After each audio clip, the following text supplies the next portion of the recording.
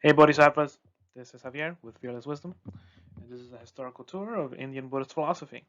In this video, we're going to be going over the two Madhyamaka philosophers, Bhaviveka and Candrakirti.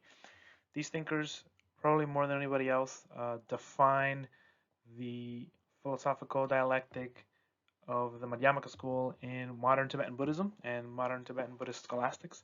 And they also significantly influenced the way that modern Western scholars interpret Nagarjuna and Madhyamaka philosophy. So these two guys are kind of a big deal, and there's a big debate on how to interpret the Nagarjuna that goes on in modern Buddhist philosophy in the West, in Western Academy, and then also Tibetan scholastics. And these two figures are key for that for that debate and for understanding what Madhyamaka is all about. Modern Madhyamaka is all about. So, um, don't forget to subscribe and share and so on. And hang on, because this is going to be quite the ride. So, just a quick recap. Let's recall a bit what Madhyamaka is all about. The key feature of Madhyamaka philosophy, which means middle way, middle path, and so on. The key feature of Madhyamaka is the rejection of svabhava, which gets translated as inherent existence, intrinsic existence, self-existence, own being, and so on. And this can be defined as something that does not depend on anything else. That's how Candrakirti defines it. So you can also say it's like an essence or something like that, or it's an intrinsic property of something.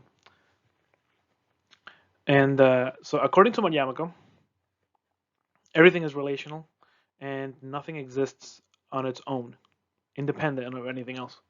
So this is a kind of anti-foundationalism, and which sees reality as a kind of web of relations without any metaphysical or epistemic ground or grounding. And Madhyamaka thinkers use different metaphors to describe how reality is understood. They use the metaphor of the sky or space. So in this understanding, ultimate reality is wide open, without any metaphysical center or edge, without fixed lines, without any specific points or absolute divisions. They also use the metaphor of the mirage. Reality is like a mirage. It appears, but it is not what it appears to be. That is, something that has inherent existence, intrinsic existence, and so on. Also, a mirage exists only from a certain point of view. It doesn't exist from its own side. So, also like a rainbow, right? Like you're looking at a rainbow and it looks like a rainbow, it appears like a rainbow, it looks like there's actually something there, but if you try to go up to it, it kind of dissolves. The notion of Svabhava, intrinsic nature, also includes cognitive elements. Uh, Svabhava, things having intrinsic natures, this only exists as an imputation or a mental superimposition. It's a wrong idea that people have and project into the world. It's a psychological reification, and this reification causes suffering because it leads to grasping and clinging on to things and to people, including ourselves, as being fixed and solid, as having intrinsic existence. And because of that, in Madhyamaka, philosophy is a kind of therapy, which allows us to let go of this confused way of conceiving the world, of reifying the world, of holding on to the world conceptually. And it wants us to reach a kind of more relaxed and open way of seeing reality, which is liberation in a way, which leads to liberation. One more note that I want to add before I get started talking about these two philosophers, Bhaviveka and Candrakirti, which interpret Madhyamaka in slightly different ways. There is a lot of debate about how to interpret these two thinkers. So, just like they had two different ways of interpreting Nagarjuna and Nagarjuna's work, and they disagreed with each other on how to do that. And modern interpreters and modern scholars who read these two philosophers likewise disagree with each other on how to read them and how to interpret what they say. So take this video with a grain of salt. This is kind of my best attempt at explaining a very difficult and very contentious topic, and I'm going to be using modern scholarly sources for that.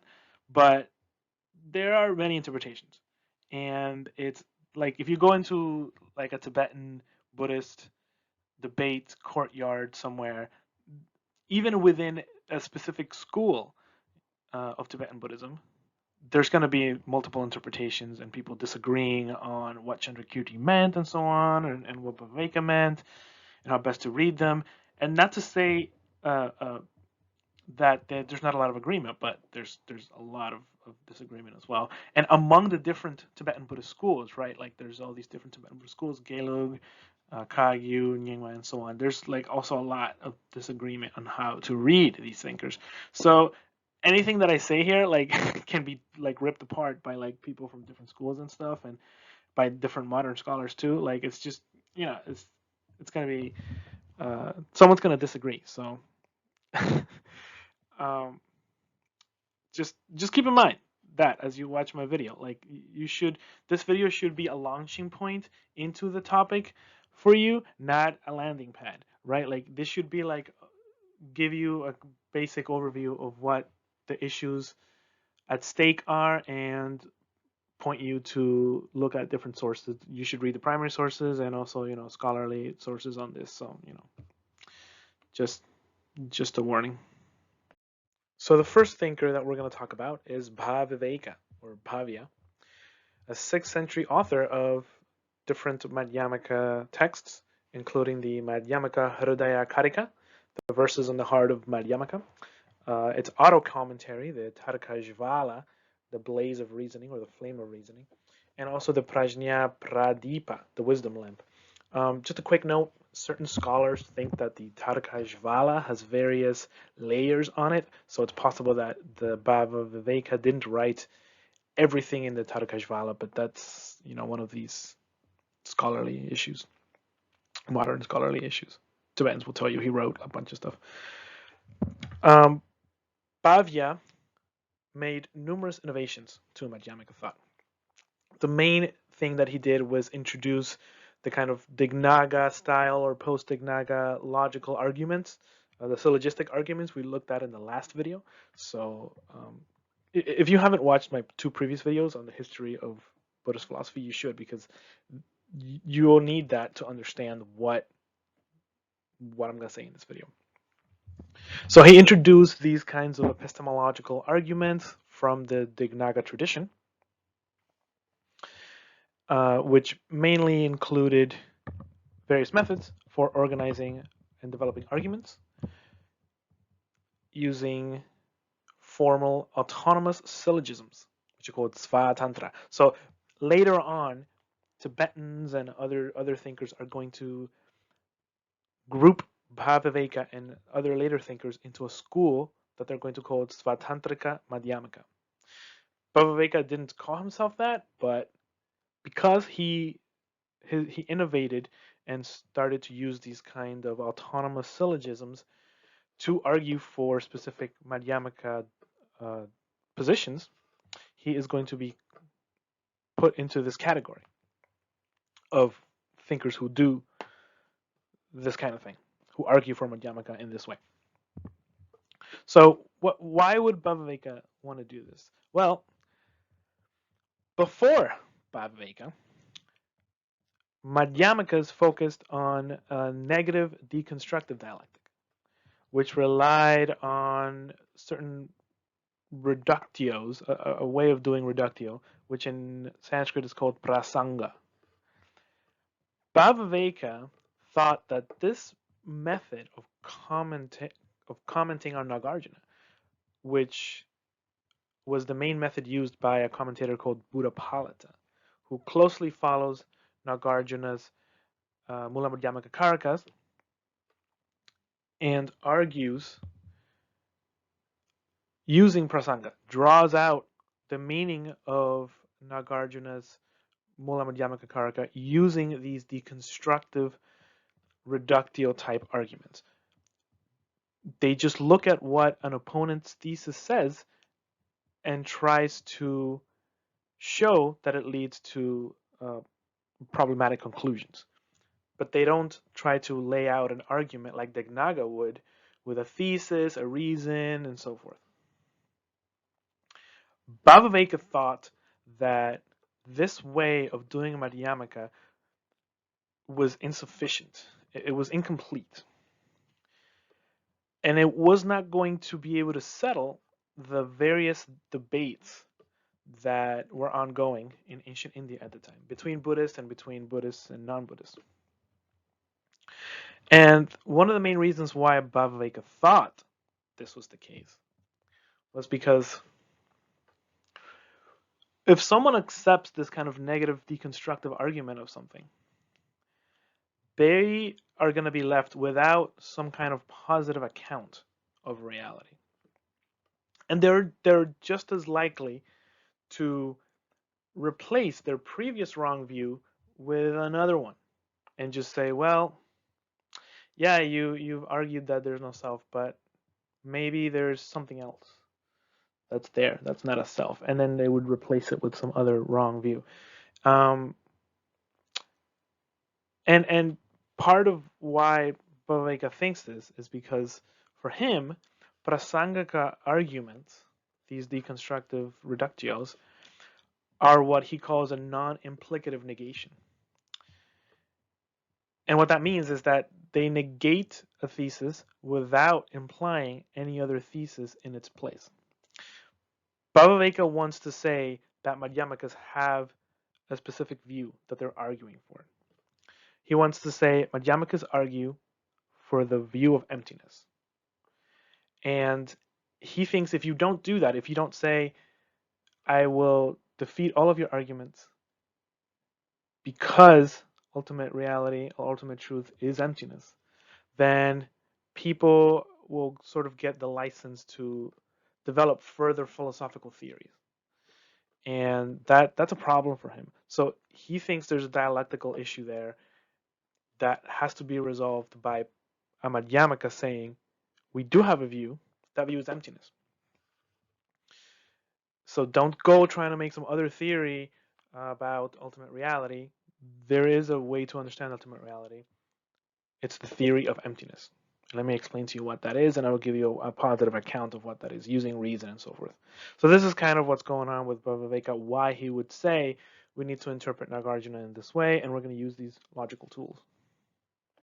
So let's step back a little bit and think about what's going on with Bhaviveka and why he might want to do that. Why he might want to develop this more robust epistemological and rational way of doing a Madhyamaka. More foundational in a way, right?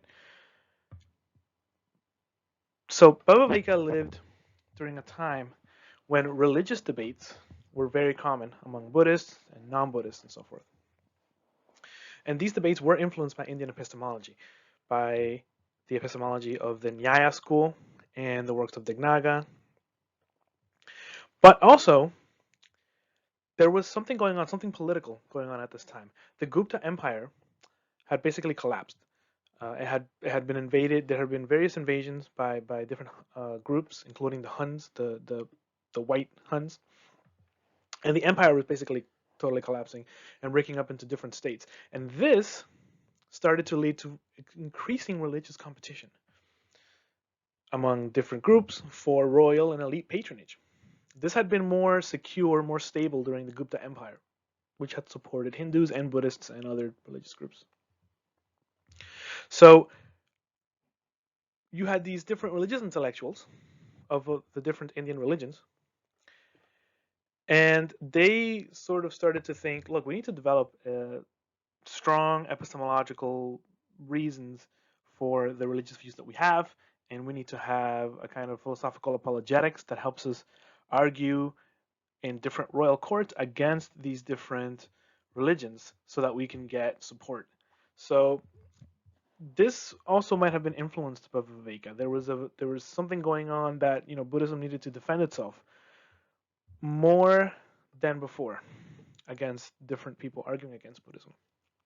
And the work of Dignaga was seen by Buddhists as something that was very useful in this endeavor. So perhaps influenced by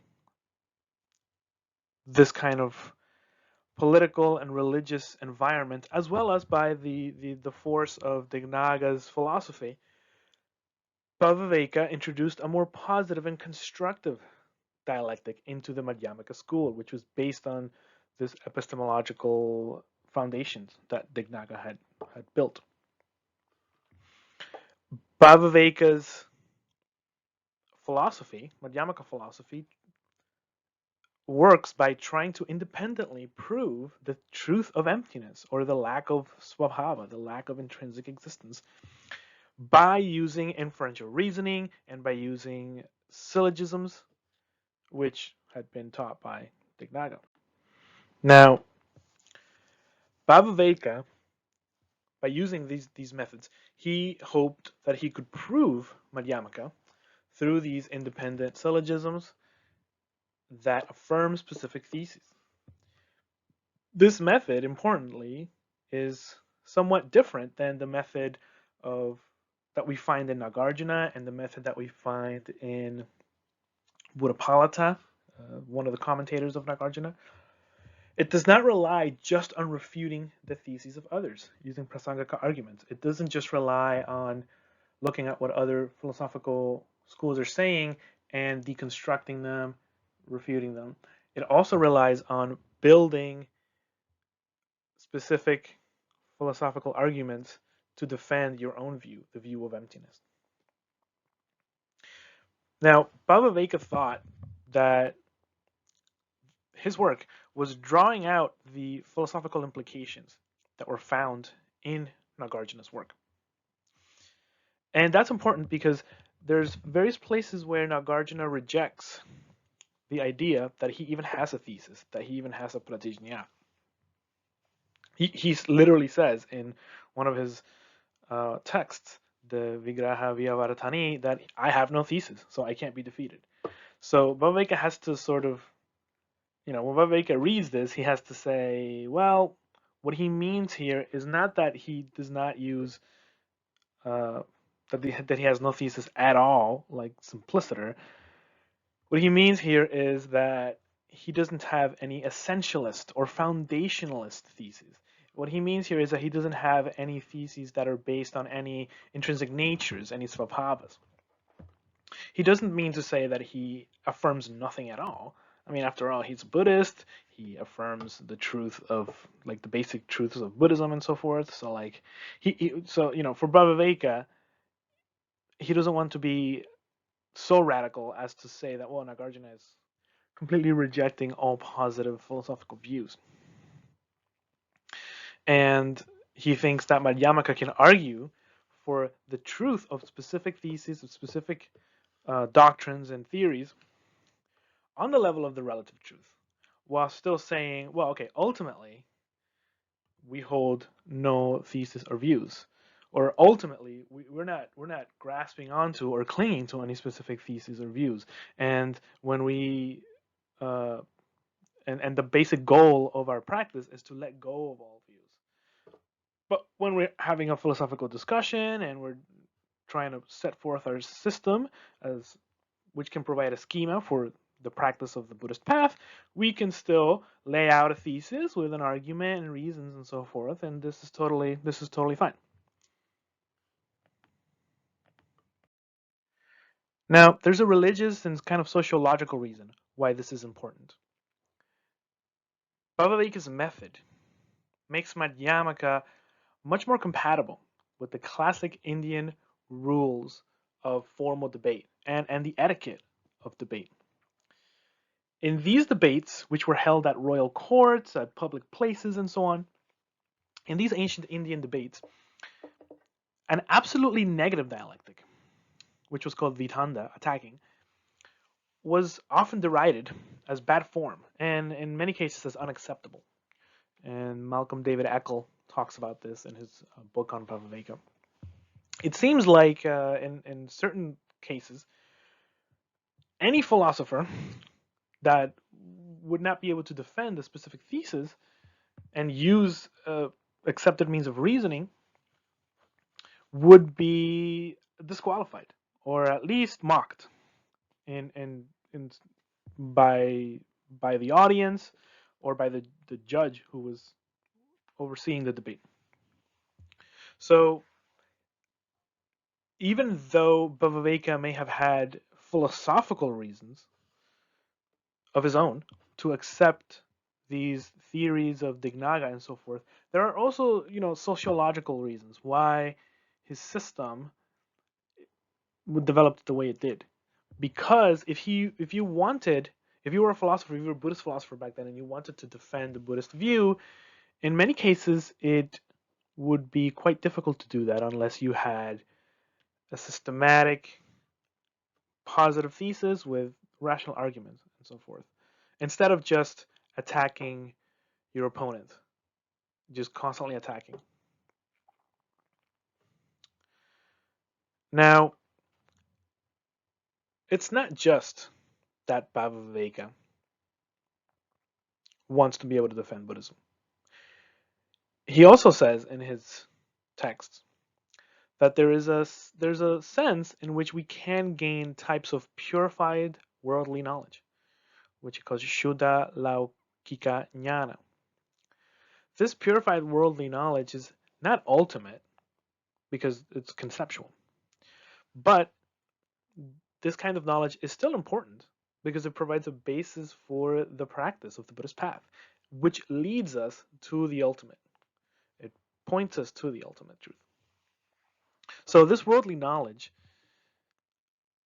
must be based on reasoning, according to Bhaviveka, because this allows us to examine all of the different worldviews and all of the different propositions and find the way to the ultimate through them by rejecting what needs to be rejected and affirming what has to be practiced.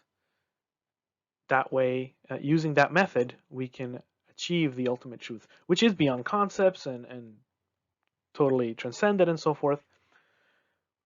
But it must be reached at through the use of concepts, according to Bhaviveka.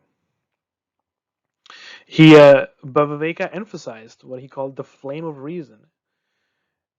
And this was a skillful means, an upaya, which was used to remove wrong views that block one's spiritual progress. The doctrine of skillful means is very important in Mahayana Buddhism, and it's basically a pragmatic doctrine, which says that bodhisattvas and Buddhas, they use whatever means are necessary in order to guide and lead sentient beings to enlightenment, to awakening.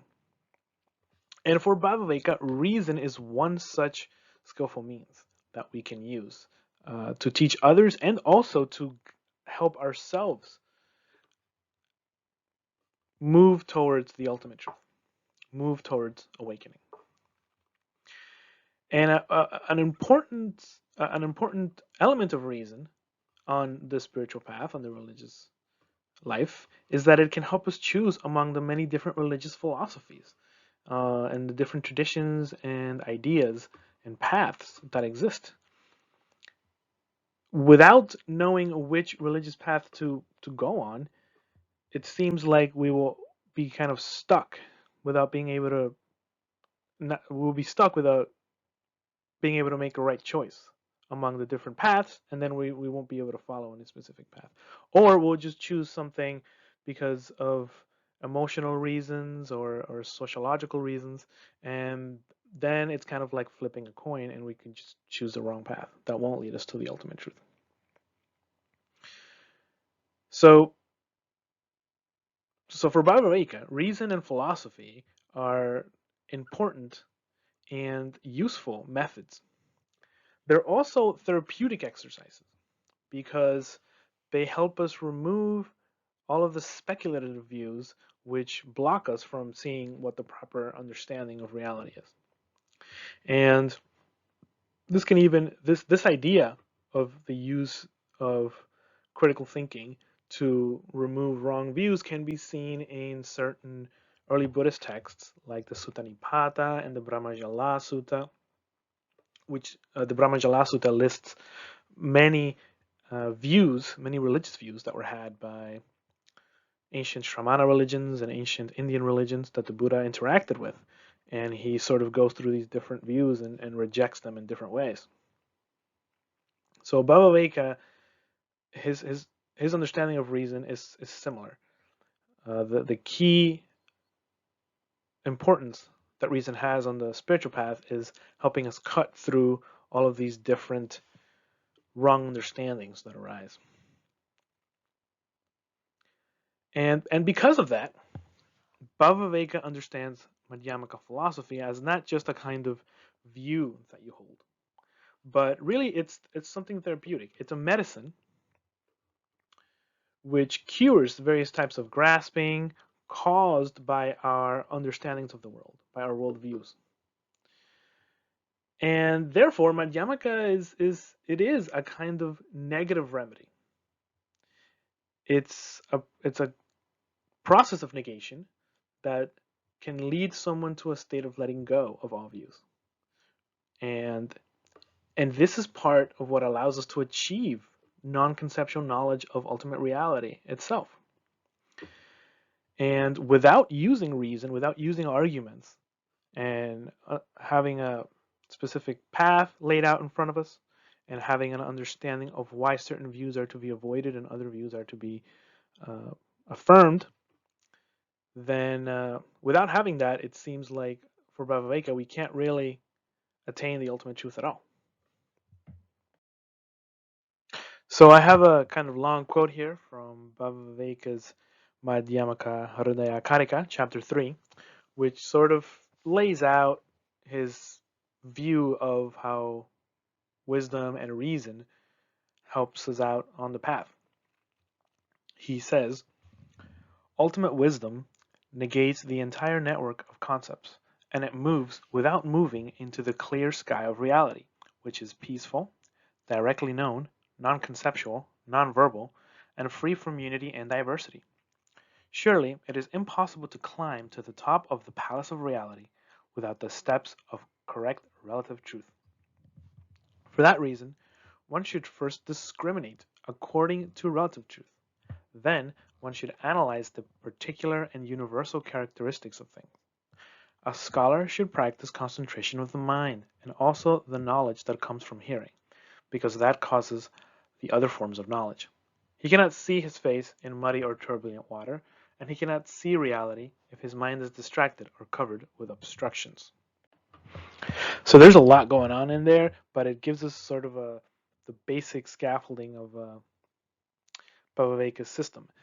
He understands that ultimate wisdom is completely non-conceptual, transcendent, non-verbal, and so on, and yet it is impossible to get there without understanding correct relative truth.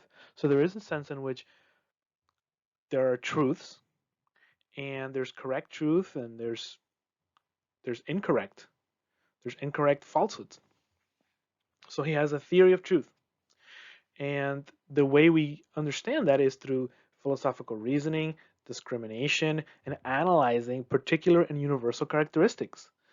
So that's like we saw from the episode in Dignaga. He has this system in which there are particulars and there are universals. So right here, Bhaviveka is putting this system in, adding it to Madhyamaka as an important part of the Buddhist path. And then he also says a scholar also needs to practice concentration of the mind. So he's not saying we only achieve the ultimate just through reasoning. No, we don't. Right? We also practice meditation and the different Buddhist meditative practices that come with that, the different concentrations or samadhis. And he also says that we practice the knowledge that comes from hearing, which is really studying the scriptures, which in the ancient world were recited orally. So that, it comes from hearing because you're listening to a master who has memorized these scriptures, reciting them. So we contemplate the teachings of the Buddhist scriptures. So it's not just reasoning. Bhaviveka is not just a logician. He's saying that logic is a very important part of the path, but it's not the only part of the path. And then finally here, he says that we can't see our face in muddy or turbulent water. Just like that, we can't see reality if our mind is distracted and covered with wrong views, different kinds of obstructions, and so forth. So reasoning and the other spiritual practices in Buddhism allow us to clean the mud off the surface so that we can see reality clearly. So reason is just one of the many ways in which we practice the Buddhist path, but it is essential for Bhaviveka. Now, Bhaviveka also says that seeing ultimate reality, emptiness, selflessness, is possible. But he also says that this seeing is free of all cognitive marks, and it cannot be grasped by the mind in any way. So how is this possible? What does this mean? Well, in chapter 5 of the Madhyamakāvatāra-bhāśya, the verses on the heart of the middle way, Bhaviveka says that we don't really see selflessness itself or cognize emptiness itself. Rather, what we cognize, what we see, is dependent phenomena themselves, which are empty, which are selfless. We see these phenomena without superimposing any svabhava, any intrinsic nature into them. This itself is seeing emptiness. Therefore, seeing the ultimate truth is actually a kind of non-seeing. It's a kind of non-cognizing. What you're doing is you're removing what we usually do when we experience the world, which is experience it as reified, as existing inherently from its own side. This is something that needs to be removed. Reason is part of that. When we finally see the ultimate truth, we're not seeing some other thing, right? We just see phenomena themselves. But we see them as they are, without that addition of svabhava on top, which is a cognitive thing, right? Which comes with grasping and holding on to things as if they existed in a specific way. It's not just a theoretical philosophical thing, but it's a cognitive act which includes grasping to things. So another way of putting this is that we see ultimate truth by seeing the relative phenomena's dependency, and by not seeing something which is called ultimate truth. Since ultimate truth is just the true nature of relative truth, its interdependent nature. And this differs in various ways from the Yogacara view, in which one does cognize something as ultimate reality itself, right? There's an ultimate reality which is kind of the ground of everything, the dependent nature, and everything sort of arises from that. And when we see that ultimate reality, which in many interpretations it's a mental ultimate reality, that seeing the ultimate reality is that non-conceptual realization that frees people, that frees sentient beings from suffering. In Madhyamaka, though, we don't see anything that is ultimate reality or any like ultimate ground or anything. We just see relative reality. We just see the relative things as they are, as dependent and relative. So if the mind can't cognize ultimate reality, how do you reach it? Well, the Madhyamaka Hridaya says that Buddhas use faultless inference in a way that is consistent with tradition to completely reject many different concepts of imagined things. So what we have here is a kind of via negativa, a rational via negativa that is kind of like removing an eye disease which blocks us from seeing things correctly. And Bhaviveka also says that by relying on conventional truth, one gradually understands the non-conceptual and inexpressible ultimate. So, at least for Bhaviveka, reasoning is part of this gradual process, right, which also includes meditation. It's part of this gradual process of undoing, a gradual process of letting go of a wrong way of understanding and also experiencing the world. It helps us to cut through the sort of brambles that are the wrong views that we have. And a wrong view isn't just a conceptual thing, it's also a way of experiencing the world. It can also be phenomenological. And it gets more and more subtle as you continue to practice meditation and so forth, as you practice the path of the Buddhist path. So by using reasoning and by using correct relative truth, tatya samvriti satya, this gives us a kind of groundwork, a sort of schema for the rest of our Buddhist practices. And part of that schema is rejecting certain wrong views. And then in this way, reasoning, philosophical argumentation is kind of like certain steps on a ladder that leads us to the ultimate truth.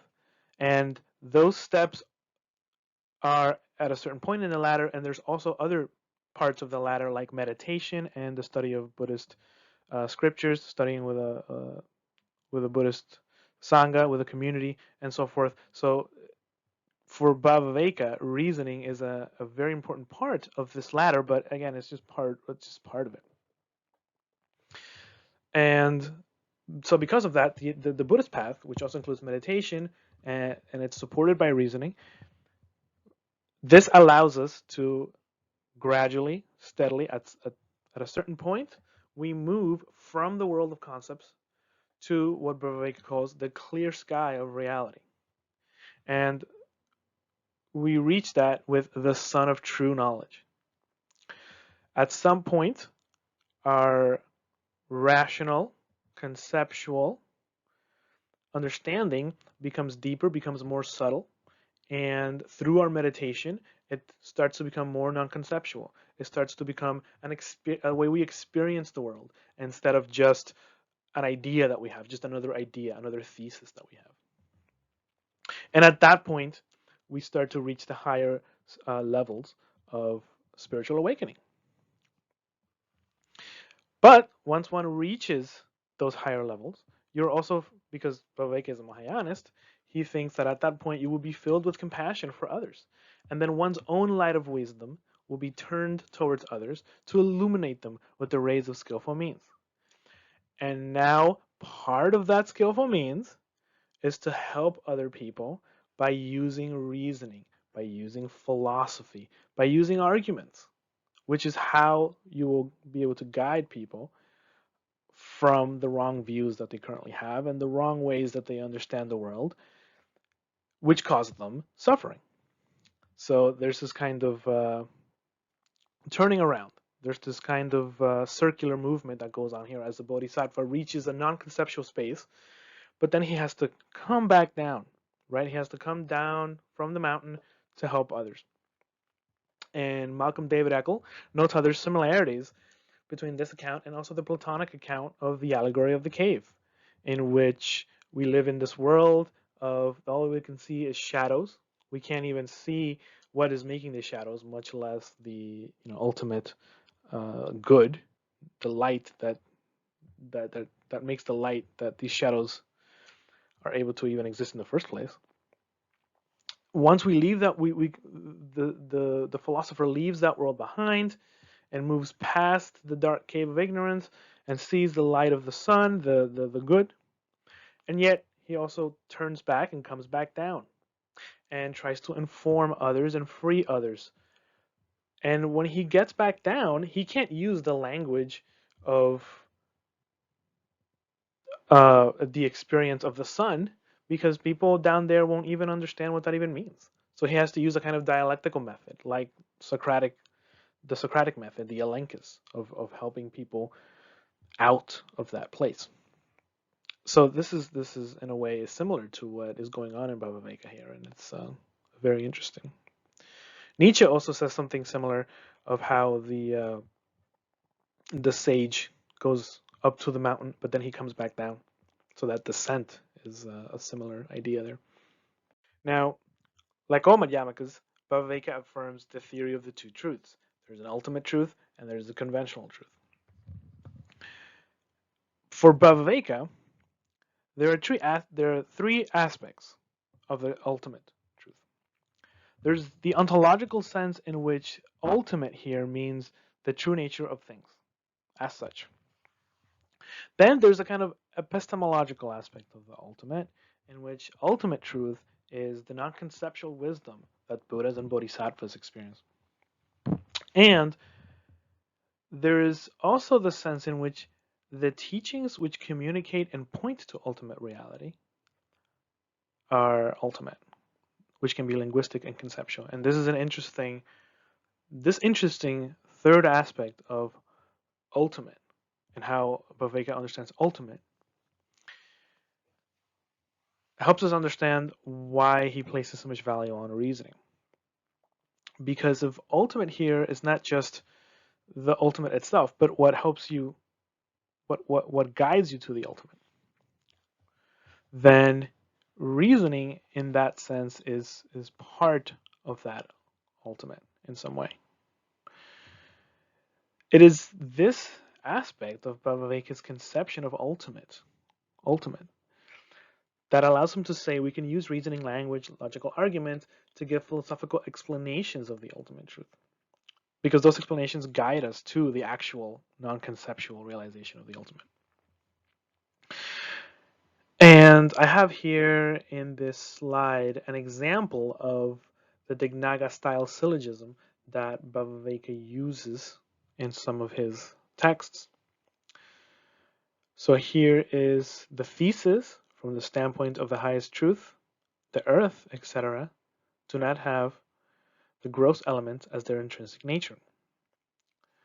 And he gives two reasons, because they are things which are made or constructed, and because they are things which have a cause, an example, just like knowledge.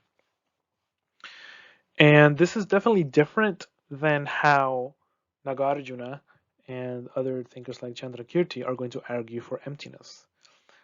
They're not, Bhaviveka here is giving this syllogistic Dignaga style way of arguing for the truth of emptiness. And just wanted to have an example of what that looks like. Now, Bhaviveka thinks that this kind of conceptual wisdom, which he calls the flame of reason, again, he thinks it can act as a stairway from which to ascend to the non-conceptual ultimate. Now, not by itself, but it is part of that whole project. And using arguments, using philosophical reasoning, and so forth, helps get us on the path and provide a conceptual schema which we understand what we're doing. And we don't fall away or get confused with all these different religious and philosophical views that are out there in the world. Bhaviveka thinks that this conceptual reasoning is absolutely necessary for Buddhist practitioners.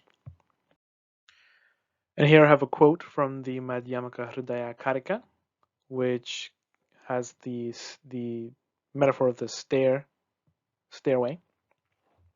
Bhaviveka says, the nectar of wisdom, bestowing satisfaction, is a lamp of unobstructed light, the stairway to the palace of liberation, the oblation fire which burns afflictions.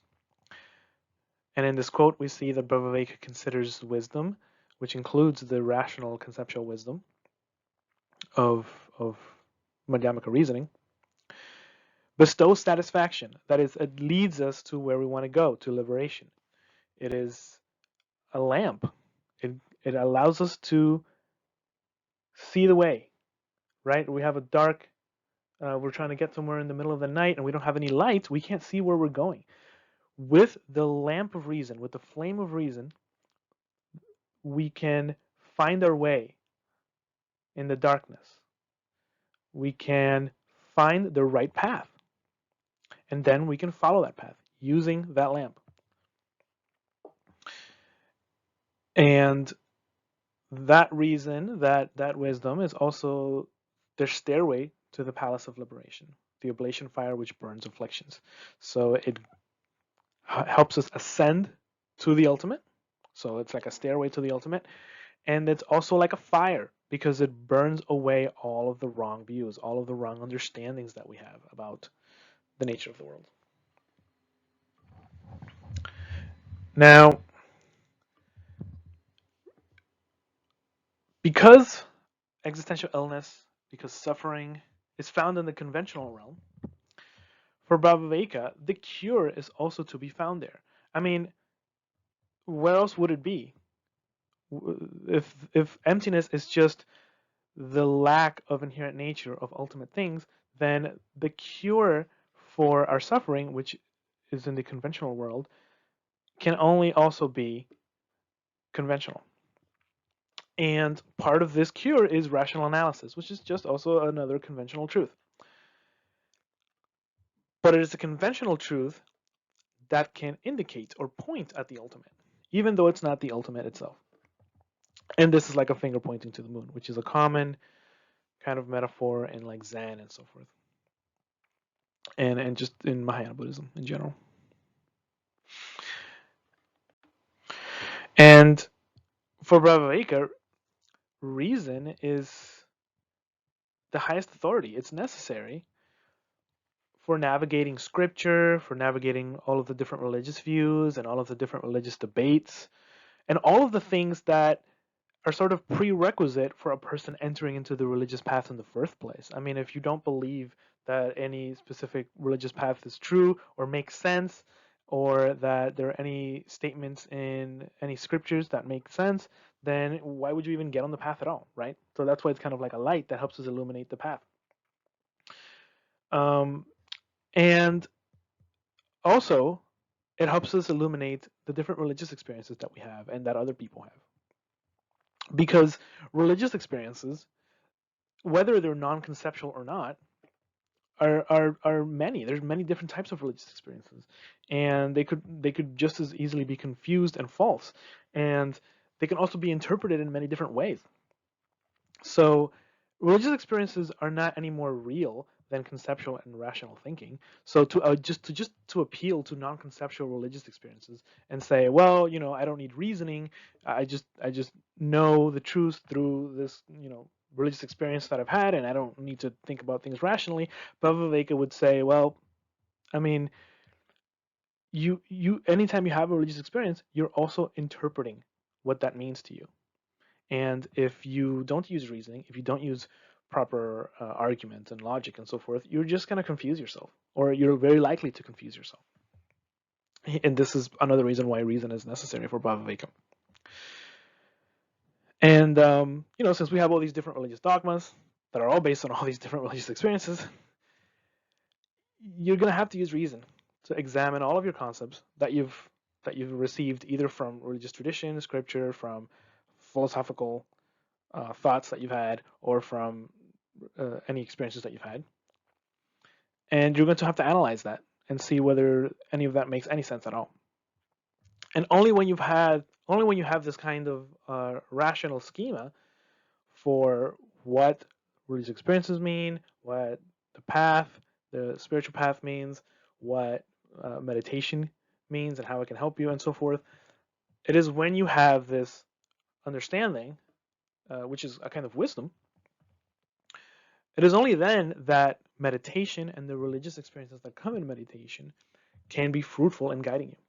Otherwise, you're just going to meditate and have all sorts of different experiences, and you'll just create all sorts of concepts based on those experiences. But those concepts may not guide you towards the ending of suffering any more than any other experiences that people have. And the Buddha himself taught in various scriptures to use critical thinking to evaluate all of the different religious views that there are, all of the different religious experiences that people have, right? People have many different kinds of experiences of Brahma and gods and so forth. And, Brahmins had all sorts of religious experiences that they claimed they would see the gods or so on, or meditative experiences. And the Buddha engaged in debate with them and said, look, you're misunderstanding these experiences.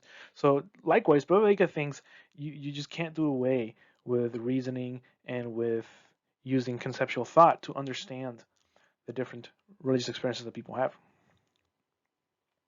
Indeed, philosophical reasoning is, for Bhaviveka, a kind of yoga. It's a yoga of yoga, in a way, right? Or it can be, right? Which can strip away all of the different conceptual reifications and wrong views and misunderstandings that we have about yoga itself and about the religious path and so forth, and which block our way to liberation. Now, one way which Bhaviveka's philosophy helps us in this whole process,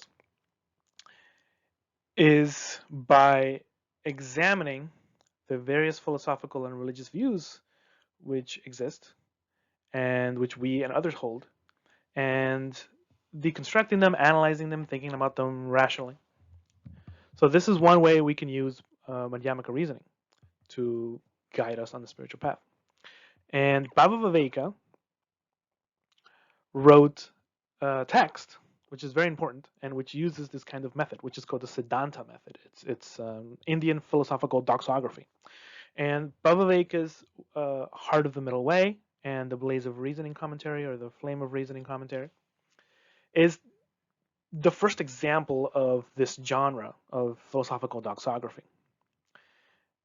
And it's actually one of the earliest sources for a lot of Indian philosophical schools, including Vedanta. Like, it's one of the earliest sources for Vedanta and for other Indian philosophical schools. In this text, Bhaviveka outlines many different philosophical and religious views, including Vedanta and Samkhya and Jainism and different forms of Buddhism. And he analyzes all these different views philosophically. And this is also the first instance of what's called the tenets literature, or the tenets genre, in Tibetan Buddhism. So when you study philosophy and religious thought in a Tibetan Buddhist college, you study something called you will very likely study a tenets book or text, which outlines all of the different religious views that were common in India and in Tibet. And it goes over Vedanta and Samkhya and Mimamsa and so forth, the different Indian philosophical schools, and then also over different Buddhist views. So this is still an important way of studying Buddhist philosophy in Tibetan Buddhism today, to study this kind of philosophical doxography. And it's important because it exposes you to many different points of view and analyzes those different points of views philosophically. But it's also supposed to guide you towards the Madhyamaka view as well. And it helps you to let go of all of these different conceptual philosophical views as well, which, according to Madhyamaka, are not helpful on the spiritual path. So it's also a kind of philosophy as a religious practice. In this sense, the practice of letting go of views. So in this text, the Heart of the Middle and the Blaze of Reasoning, Bhaviveka, critiques various Buddhist and non-Buddhist schools of thought. He criticizes the non-Mahayana schools for attacking Mahayana as non-Buddhist, and he also criticizes the Yogacara schools of metaphysics.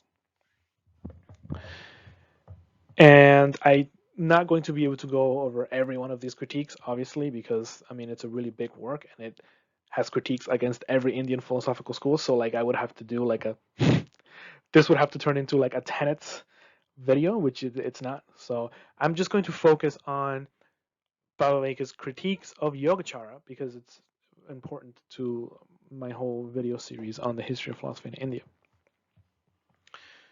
So against the Yogacara school, Bhaviveka says that they fall into the extreme of improper denial by denying the reality of imagined identity, or the imagined nature, and they fall into the extreme of improper reification by affirming the reality of dependent and absolute identity. So what is he saying here? So he's basically saying that on the relative level, Yogacara is denying too much, is negating too much, right? Because they're negating the external world, they're negating just external objects, just like physical things, and that's a bit excessive for Yogacara, for Bhaviveka. But he also thinks that they reify the ultimate truth as some kind of absolutely existing thing, absolutely existing ground or reality, which instead for Bhaviveka and for Madhyamaka in general, the ultimate truth is not some ground, it's just the emptiness of things. So for Bhaviveka, if Yogačara's denial of the imagined nature is intended to deny the conventional reality of external objects, he says this contradicts common sense. And this kind of reminds me of, G.E. Moore and his kind of, here's one hand, here's another hand. I mean, yeah, you can like philosophically build an argument and be a skeptic about whether you have hands or not, but I it seems like whatever philosophical argument you build, I just know that I have hands more than like this philosophical argument has any strength to make me believe I don't have hands. So it's kind of a an appeal to how skepticism is just excessive at this point, right? Like if your philosophical project is so excessive that it's gonna make me somehow believe that I don't have hands, it's like, well, I don't know. There's something has gone wrong there, right? Because there's certain things that we just accept uh, in a stronger fashion than we accept philosophical reasoning itself. And one of those is that I have hands. Also, like, I guess other minds would be another kind of thing like that. Like I believe that there are other people out there and they have thoughts just like I do, and they're people like me. And yeah, like it's really difficult to prove it philosophically, but that kind of skepticism just seems excessive because I just seem to know that, yeah, there's other people there. And David Lewis calls these Morean facts uh, uh, those things that we know better than we know the premises of any philosophical arguments to the contrary. So, to me, it seems like Bhaviveka is sort of appealing to common sense here in this similar way. He's saying, look, if your philosophical system is going as far as saying that there's no external world at all, and I'm just imagining everything, then something has gone wrong here. You're just rejecting common sense here. So Bhaviveka is going to use this classic Indian philosophical example of the rope and the snake to explain his view of the world of conventional truth. This example, the way this example goes is, let's say we're walking down the road and it's like maybe it's twilight or it's a little dark or so, and there's a rope on the ground in the corner, maybe near some bushes there. And we're walking and we look at that, and for a moment when we see the rope, we actually think it's a snake. We perceive it as a snake, and we're afraid. And this causes us suffering for a brief moment. But on closer investigation, we see that it's actually just a rope on the floor, and we're relieved, and we go, oh wow, thank God that wasn't a snake that could have bit me or something. For Bhaviveka, what's going on here is that we are imposing snakeness into a rope that is there, but there's still something there, right? There's the rope. There's something out there that we're imposing that snakeness on. So in this case, the rope would be relative, dependent, external phenomena that we impose svabhava, we impose intrinsic nature into, or on top of. And that causes us to experience reality in a certain way, and it causes suffering for us. But Bhaviveka would not say there is no external objects, unlike the Yogacara school, right? Because in the Yogacara school, ultimately there's no matter at all. There's no external objects at all. At least in the way that Bhaviveka understood Yogacara, this is an idealist view. And when I see an external object, when I see a snake, or when I see when I see anything, it's really I'm just experiencing the seeds in my own subliminal consciousness. That's all I'm seeing. There is no external world. When me and somebody else we see a snake, when a whole group of people see a snake, we're all seeing the seeds in our own subliminal consciousness of and that's how we're experiencing the snake. Or when we see a tree, or when we see any external object, what we're really experiencing is our own subliminal consciousness, the seeds of our own subliminal consciousness. it just appears to us as something that exists outside of us. Bhaviveka wants to say that this just flies in the face of common sense, and that it's just much simpler and a better explanation to just say, yeah, we all live in the same external world, and like that's why we see the same external world. Why would you have to construct this Baroque system where everyone has their own world in their head and there's nothing outside? Um, and also Yogacara then has to like it's a bit more difficult then to explain the problem of other minds and so forth, I guess, because there's no external world, but somehow they all minds interact in some way. So like, yeah, I think someone like Bhaviveka is just gonna say the easiest, most common sense explanation is just there is an external world, right? And using that rope snake example, he sort of draws out why he thinks that makes the most sense. Now, Bhaviveka is going to level another critique against the Yogacara view, that which basically says like, it's all in your head, dude. Like, it's all in your mind. Like, there's nothing out there. Another argument he's going to level against that view is that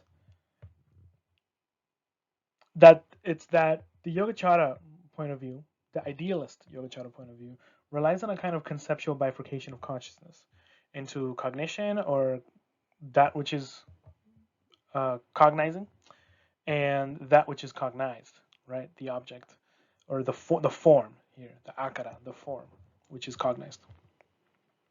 But Viveka wants to reject this bifurcation, and he's going to say that actually any consciousness is already in the form of whatever intentional object it is aware of.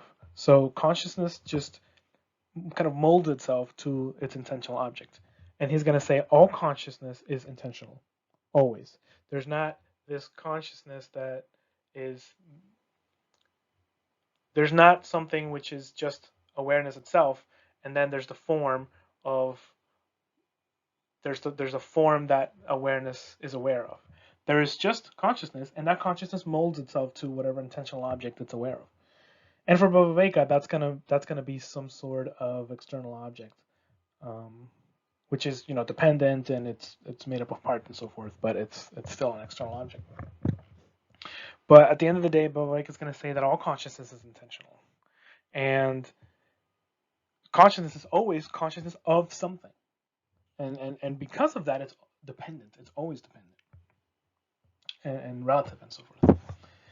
And he's going to make the case that there can't really be a consciousness without an object. And for him, that's going to be a way that he's going to attack the Yogacara view, that you can have this dual nature where there's consciousness and then there's the object of consciousness, which is a mental object, but it's a form, which that's a mental form that consciousness is aware of. And I also have here in this slide a quote by Amber Carpenter, which sort of explains a bit what Bhaviveka's view on this is. And it says, the form of consciousness just is the form of its object or contents. There's not some separate existing thing, the consciousness itself, distinct from the forms of its contents. And of course, this critique applies mainly to the idealist interpretation of Yogacara. So Bhaviveka's critique is the way he understands Yogacara here is the idealistic interpretation. So if you remember in the previous video, or the last video where we talked about Yogacara, that's the first video of this series, which I talk about Yogacara, and I talked about how there's different interpretations of Yogacara Buddhism, right? Like there's a phenomenological interpretation and so forth. But the way that Madhyamaka critics of Yogacara understood Yogacara was as idealism, as a kind of metaphysical idealism.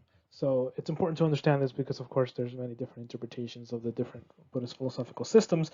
But this critique that the Madhyamakas are going to level at Yogacara is against an understanding of Yogacara as idealism, as metaphysical idealism. So Bhaviveka is then also going to turn around and say that Yogacara not only does not understand the relative truth, because they don't think there's an external world, but they also don't understand the ultimate truth. In fact, they reify the ultimate truth. They make the ultimate truth into this ultimately existing phenomenon or thing or object or so forth.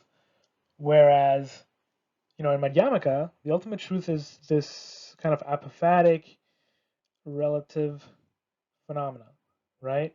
Uh, the ultimate truth is just emptiness, which is just a very dependent character of regular everyday reality. So Bhaviveka is going to say that if the Yogacara interprets the dependent nature as an ultimately real thing, then this is a reification of the ultimate, which for Madhyamaka is really just emptiness of any existence, non-existence, any concept, any essential nature or inherent nature, and that's going to be a problem for the Madhyamaka. That the Yogacara interpretation of the ultimate truth is going to be a problem for Madhyamaka. Now, Yogacara thinkers like Asanga, they had criticized Madhyamaka on various points, and in fact, they thought that Madhyamaka might lead to a kind of nihilism, whether metaphysical or ethical or both. And we went over some of these criticisms in our first video.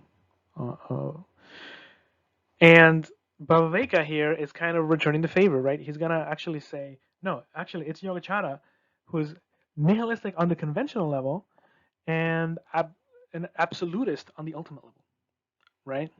Whereas Madhyamaka is actually a middle way, right? Our metaphysics is a metaphysics of the middle way, which doesn't have these levels of reality and also understands the two truths in a way that makes sense.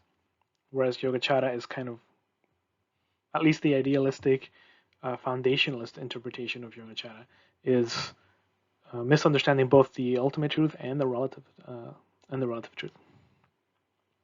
And I guess I would say that the main difference that Bhaviveka is getting at here is that on the way that he interprets Yogacara, for that kind of idealistic foundationalist view of Yogacara, there must be a kind of foundational reality or a ground which ground our experience of the world, and so is more real than anything else. So there is a metaphysical ground which is reality, which is the true reality. But Madhyamaka is going to generally reject this view, right? Madhyamaka is going to say that all phenomena are metaphysically equal. They exist in the same way, that is, as dependent arisings. So yeah, Madhyamaka is going to say all phenomena are equal, and they are all equally dependent and essenceless. They are equally empty. There's nothing that's more real or that's less empty than something else. Everything is empty in the same way as lacking any svabhava. Of course, it doesn't mean they don't exist. It is, indeed, it's the only way something could exist, in that empty way. And so, in this way, Bhaviveka sees Yogacara as having a kind of asymmetrical metaphysics. So this is a bit similar to Abhidharma in a way, right? Like there's relative phenomena which don't really exist, and then there's ultimate phenomena which really exist. Of course, in Abhidharma, these are these ultimate dharmas, whereas in Yogacara, it's the dependent nature. Whereas Madhyamaka is going to reject this asymmetrical metaphysics, right? Where there's two levels of being or two ways of existing. They're going to argue for metaphysical equality. All phenomena are empty in the same way. They're all equally empty. There's not something that's less empty than something else. So the next thinker we're going to talk about is Candrakirti, a 7th century monk from South India. He wrote the Madhyamakāvatāra, Entering the Middle Way, and Prasanapada, Lucid Words, which is a commentary on Nagarjuna's Mula Madhyamaka Karaka. He is said to have debated a Yogacharan thinker called Chandragomin, and he is the orthodox interpreter of Madhyamaka for Tibetan Buddhism. If you study Madhyamaka in Tibetan Buddhism today, you're going to study the works of Candrakirti, and the way you understand Nagarjuna is going to be through the interpretations of Candrakirti, mainly. Or at least they're going to understand his interpretation as the highest interpretation. Now, Candrakirti did not like what Bhaviveka was doing. For him, the fact that Bhaviveka claims that you have to use syllogistic arguments in Madhyamaka, this reveals that Bhaviveka did not really understand Madhyamaka for Candrakirti. For him, it shows that Bhaviveka is holding on to a kind of subtle form of essentialism. Because pramana theory itself relies on a metaphysical foundationalism, right? Like Dignaga had this theory of metaphysically foundational simples, and we build our universal perceptions out of these tiny little simples. So for Candrakirti, the fact that Bhaviveka did this, that he created a Madhyamaka system that adopted this metaphysical foundationalism, shows that Bhaviveka misunderstood Madhyamaka, or at least there is some kind of misunderstanding in Bhaviveka, according to Candrakirti.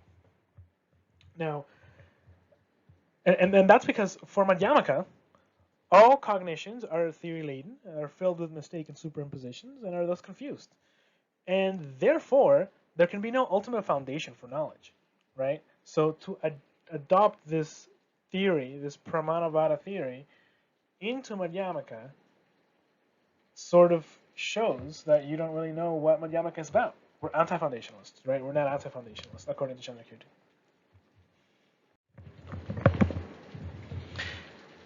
Now, I have a quote here from Jan Westerhoff, which sort of shows a bit more of what I'm trying to say here.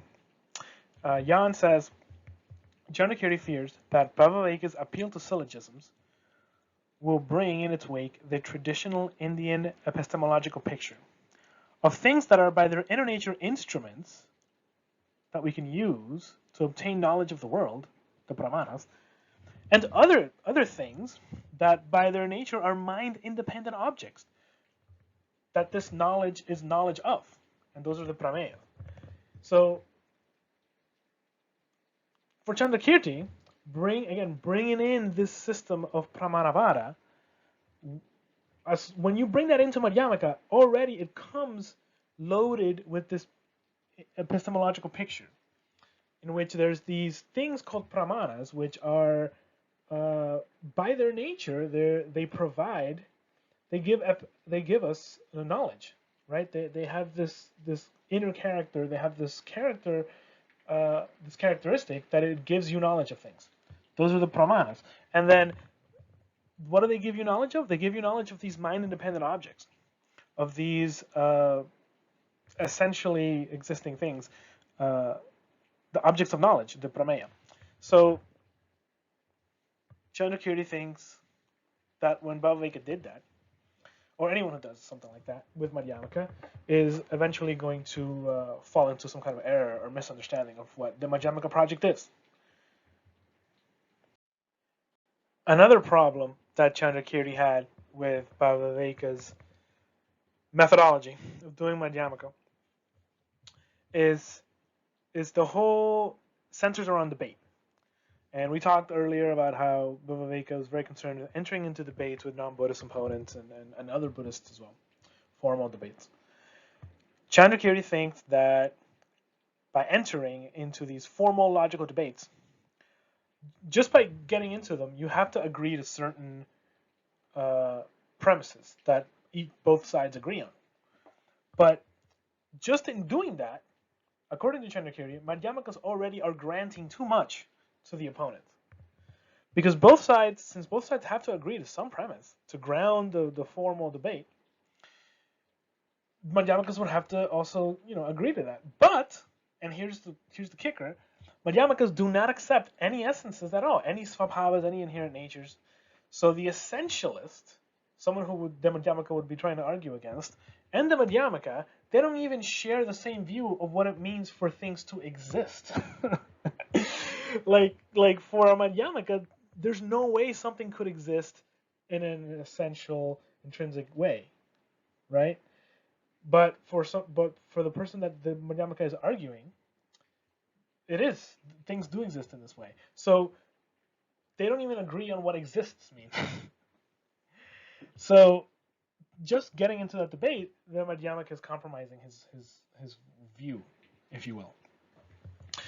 And if the Madhyamaka says agrees that essences or svabhavas exist even in this like relative and dependent way, even if they do that, this, according to Candrakirti, this might make Madhyamaka into a kind of crypto-realism or a semi-essentialism, or you would sort of have to compromise your view, right? And for Candrakirti, this has to be rejected because Nagarjuna wants to reject all forms of svabhava completely, even conventionally, right? Like it's just, and for Candrakirti, the idea of svabhava is just incoherent, like completely.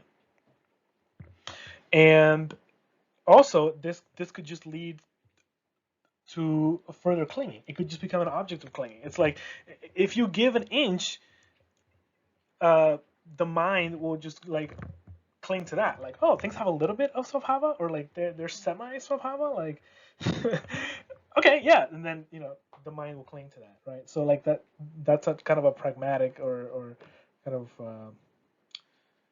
of a pragmatic reason that Candrakirti also has of rejecting this idea that you can grant some kind of svabhava, even just conventionally, so you can have debates with people about the nature of things. And so because of that,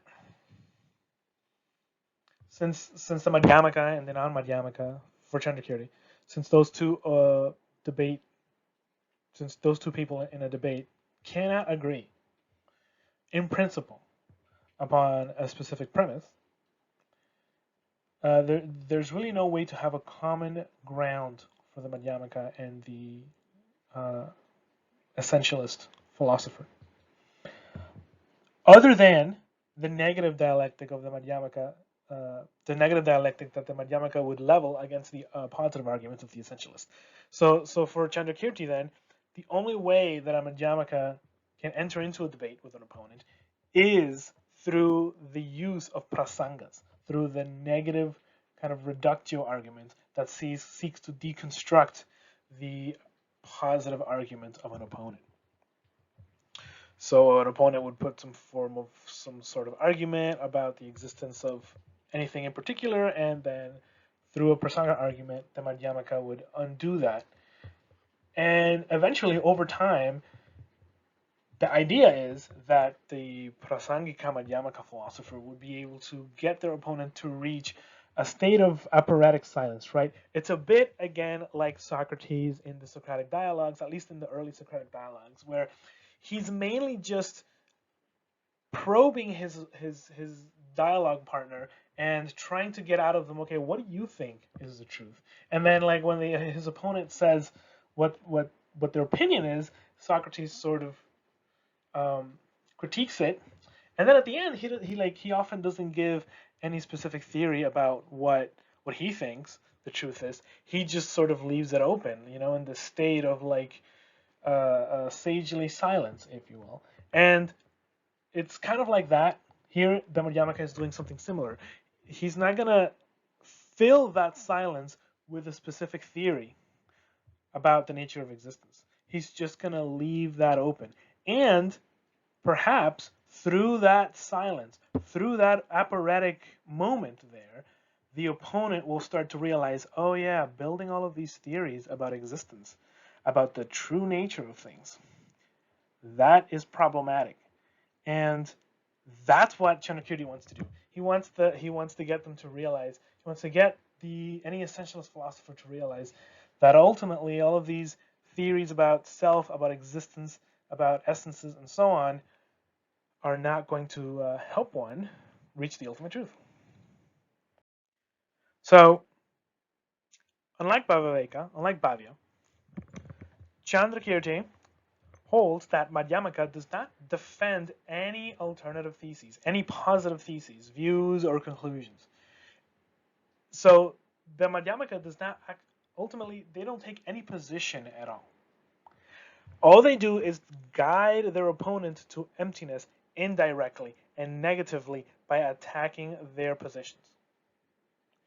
And this is perhaps confirmed by a statement that one finds in the Vigraha Vyavartani by Nagarjuna, which says, in which Nagarjuna says, "I have no thesis." Right? This is like a famous statement, and both sides sort of argue about what it means. Right? For Candrakirti, it means what it says. Nagarjuna has no thesis whatsoever. He's not trying to put forth any positive thesis. He's just deconstructing the arguments of the opponents. And this is because, ultimately, as the Buddha said in certain sutras, all views and concepts have to be let go of, have to be relinquished for one to realize the ultimate truth. There's a lot of passages that talk about this kind of noble silence. And Candrakirti's view is ultimately that philosophically, we need to reach this state. That's the only use that we have for philosophy. The only use that we have for reason and for philosophy is to deconstruct our very conceptual schemas that we have of understanding the world, which are ultimately confused. Candrakirti goes as far as saying that Bhaviveka is not even a Madhyamaka. He's just a logician. He's a Tarkika. And he's a Tarkika who is taking the side of the Madhyamaka school out of a desire to parade the extent of his own dialectical skill. So that's like a huge diss, right? Because and the fact that his biggest diss of Bhaviveka is that he's a logician is telling. It means that the stock that Candrakirti puts in logic is not as important as what Bhaviveka as the stock that Bhaviveka puts in logic. And also, perhaps we could point to certain passages in the early Buddhist texts where the Buddha says that he is not a logician who hammers out his views through pure reasoning, but that his dharma is something that he has seen for himself, and it's based on his direct experience of ultimate truth.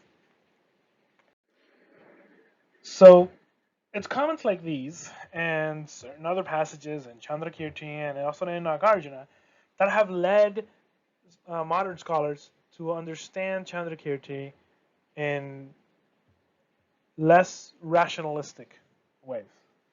And there's a very influential paper by C.W. Huntington called The Nature of the Madhyamaka Trick, which argues that trying to interpret Madhyamaka using modern analytic philosophy, using some kind of logic, or indeed using ancient pramana theory, that all of this is actually problematic. Because to say that Nagarjuna had a specific set of doctrines that he was trying to rationally defend with arguments and to set forth specific theses as true, according to people like Huntington and perhaps Candrakirti, that is not what Nagarjuna was doing.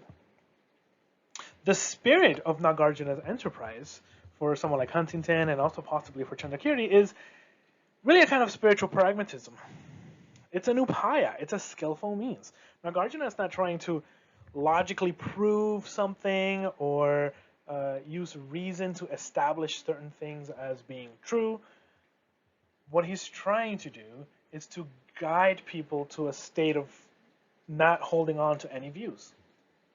So it's a spiritual therapy, if you will, or philosophical and spiritual therapy. And perhaps one can find this spirit also in early Buddhist texts like the Sutta Nipata and certain Mahayana works, and perhaps also the Brahmajala Sutra. So for Huntington, Nagarjuna and Candrakirti's texts, they're not logical texts like modern analytical papers that try to argue for certain theories and they'll present these arguments and, look, I prove this to be right. Rather, these texts, these Madhyamaka texts, they're like works of art, like a movie, a play, or a painting that is supposed to have a certain effect on the audience. That is supposed to be a kind of spiritual effect, which conjures a feeling of freedom, a state of letting go, And that's very different than like perhaps when someone writes a modern analytical philosophy paper, what they want to do is they want to show that that the view that they have is true, and they're going to try to argue for that in the most cogent way, in the most rational way possible. But at least according to interpreters like Huntington, that is not what Candrakirti is doing. Candrakirti's project is ultimately soteriological, and it's a spiritual it's a kind of spiritual guidance more than a analytical uh, project of trying to prove something as being true. But whatever the case, this disagreement about reason, about the use of reason and how important it is, and what a Madhyamaka should be doing with a reason and how they should use reason.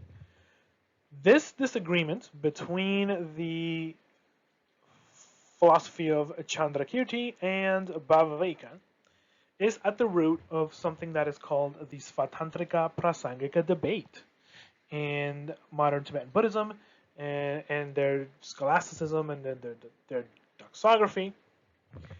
This is a big deal. So in modern Tibetan Buddhism, there's a lot of ink that is spilled on this debate and on what these two different thinkers meant, and indeed on what and how we should do Madhyamaka philosophy, what Madhyamaka philosophy is. And when we get to our later videos on history of Buddhist philosophy out of India, we will discuss this further. But these two thinkers are at the foundation of that debate. Even though they didn't call themselves Svatantrika and Prasangika, they are where this debate began. So this Prasangika and Svatantrika debate, both of these sides in this debate, Candrakirti and Bhaviveka, and later interpreters, both agree that the ultimate truth is not directly accessible through conventional language, concepts, and thoughts. Both of them would say ultimate truth can only be achieved through a non-conceptual means, which transcends all conceptual proliferation. Both of them would agree on that. However, the way they disagree is how to approach the ultimate truth by means of the relative truth. How to do that is where they differ. Bhaviveka and the Svatantrikas, they're gonna trust that language can positively capture certain truths which help one understand reality. They're gonna agree with Dignaga that using reason to propose various theses and analyzing them for accuracy and coherence and building arguments and so forth is a relatively useful method on the path to knowledge of the ultimate truth. They're just not going to have any problems with that. They think Candrakirti thinks that we can do this. Bhaviveka thinks that we can do this while also keeping in mind how conceptual reasoning is unable to ultimately capture reality itself.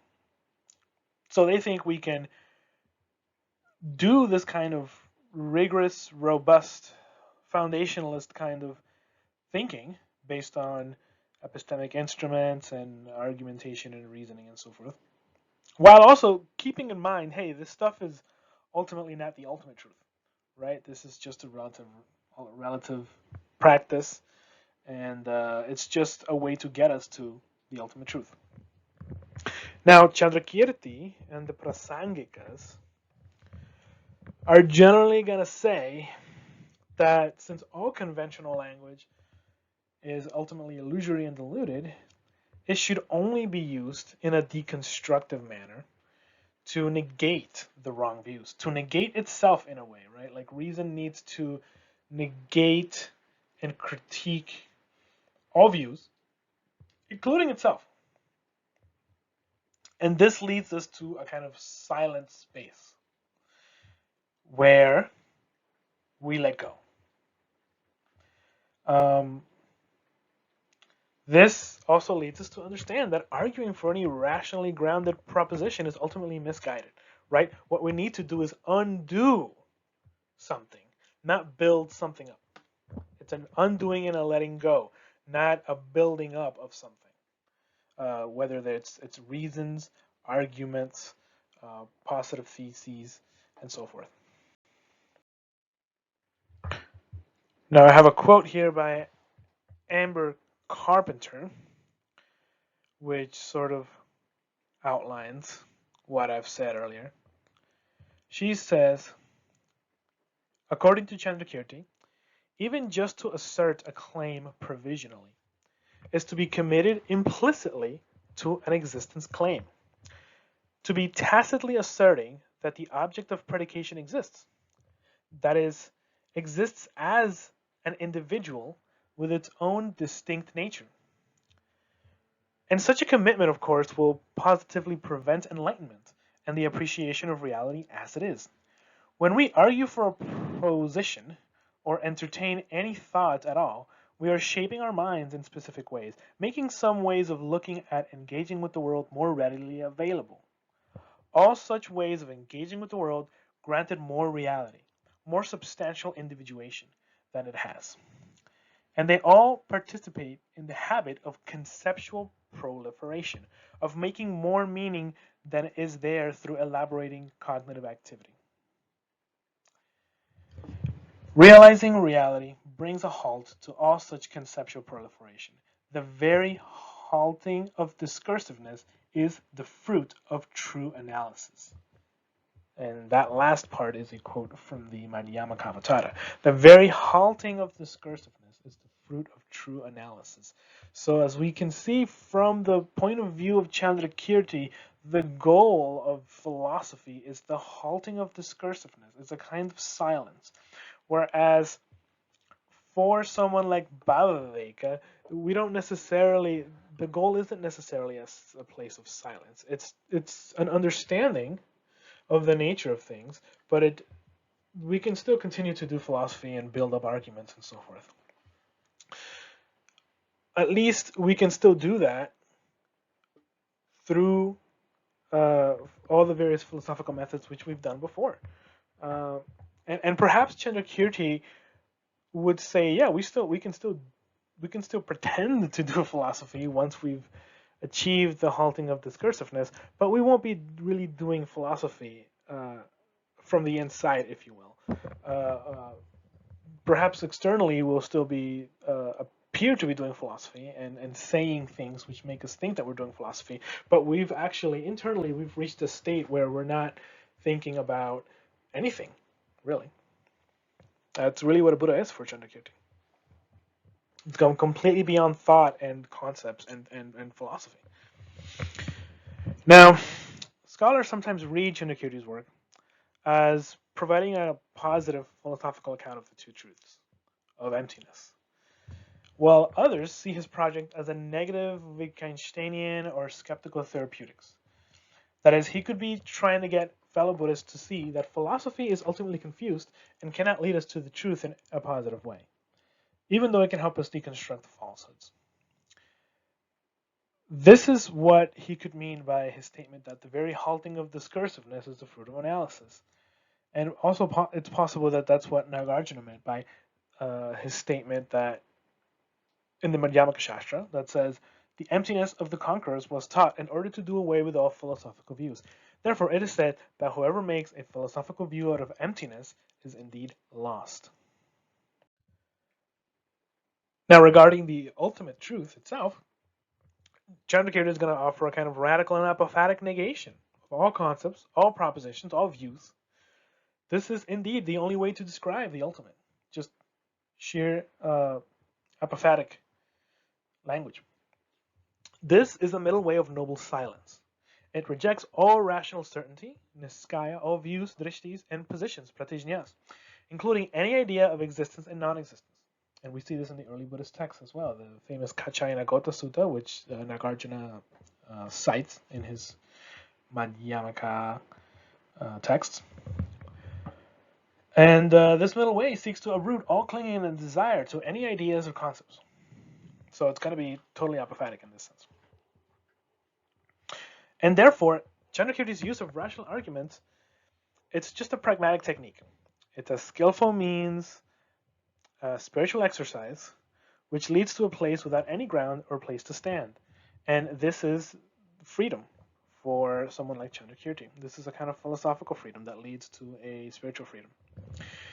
It leads to a groundless space beyond logic and reason. And this is the true meaning of emptiness, which cannot be captured in words. In the Prasanapada, the clear words, Candrakirti responds to the question of, do those with deep insight really have no conclusive argument? As follows. Who can say whether they do or they don't? For those with deep insight, the truth of the highest meaning is a state of silence. This being so, how is there any possibility of discursive thinking, out of which we might find either a conclusive argument or no real argument at all?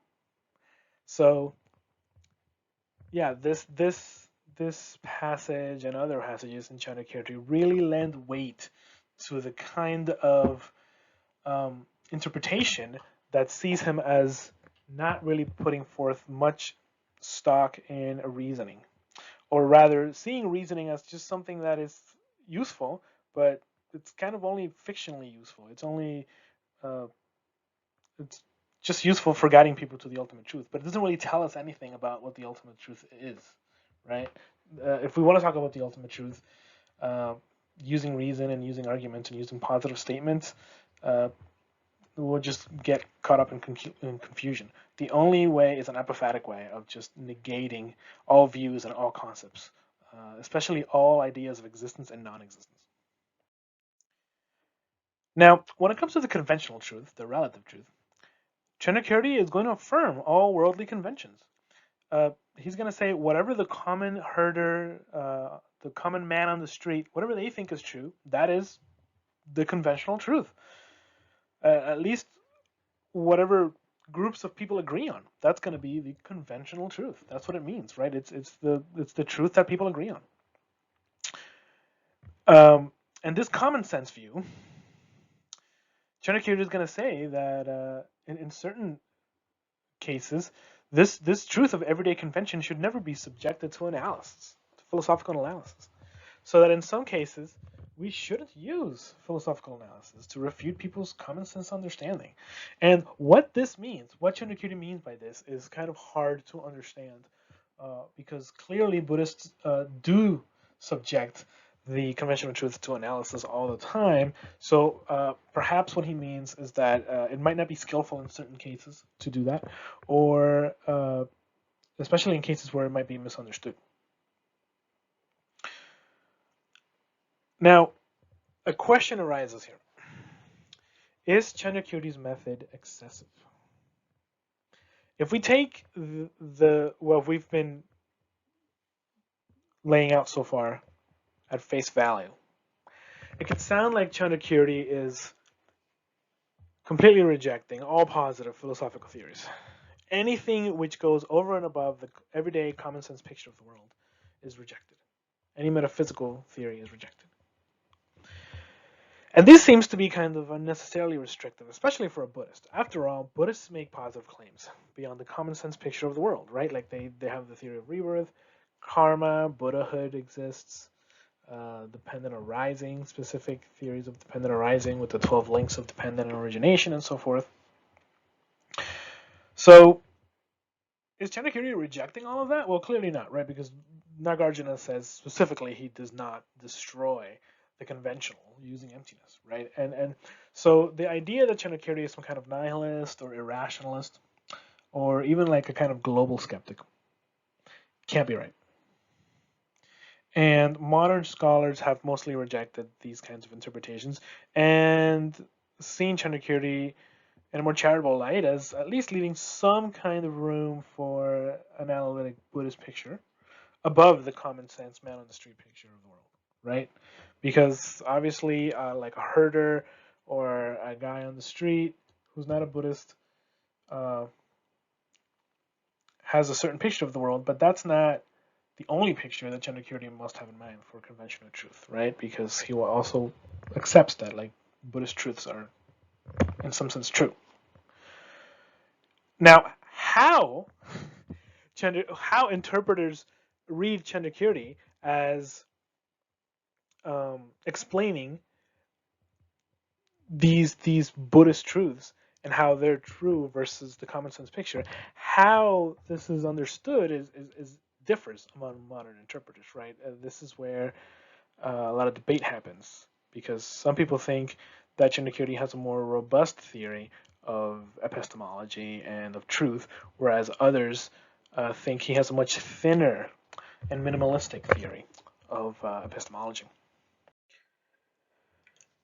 So Jay Garfield is one of the people that perhaps argue that Candrakirti has a more robust picture, a more serious epistemological picture of the world. He says, for example, that Candrakirti describes samvrti, the conventional truth, in different ways, right? Yes, it means covering or screening truth, right? It's diluted. Candrakirti describes it as diluted, but at the same time, it's still a truth, right? And Candrakirti also says there's falsehood and there's truth, and he also glosses samvrti more positively as mutual dependence.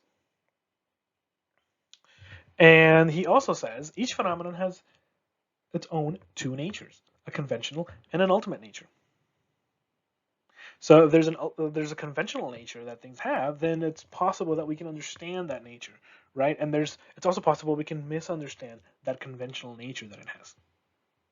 So now I'm sort of perhaps pulling back a bit from the more kind of anti-realist pragmatist view that I was kind of leaning towards in the earlier slides, and now I'm sort of bringing, okay, maybe there's a way in which Candrakirti has a more perhaps quasi-realist picture of the world, right? Furthermore, Candrakirti also agrees that there is a difference between conventional truth and falsehoods, and epistemically, actually, right? Because even though he rejects Tignaga's epistemological system, he gives us an epistemology himself. He endorses four pramanas: perception, inference, tradition, and comparison. And he says these are established through the force of mutual interdependence. In the Prasanapada, he says this. And this is actually closer to the Nyaya system, which accepts these four pramanas, whereas Tignaga's system only accepts perception and inference. And also Candrakirti says in the Katu Satakatika, the commentary on the 400 verses of Aryadeva, he also says that non-deceptive cognition is regarded as an epistemic instrument in the world.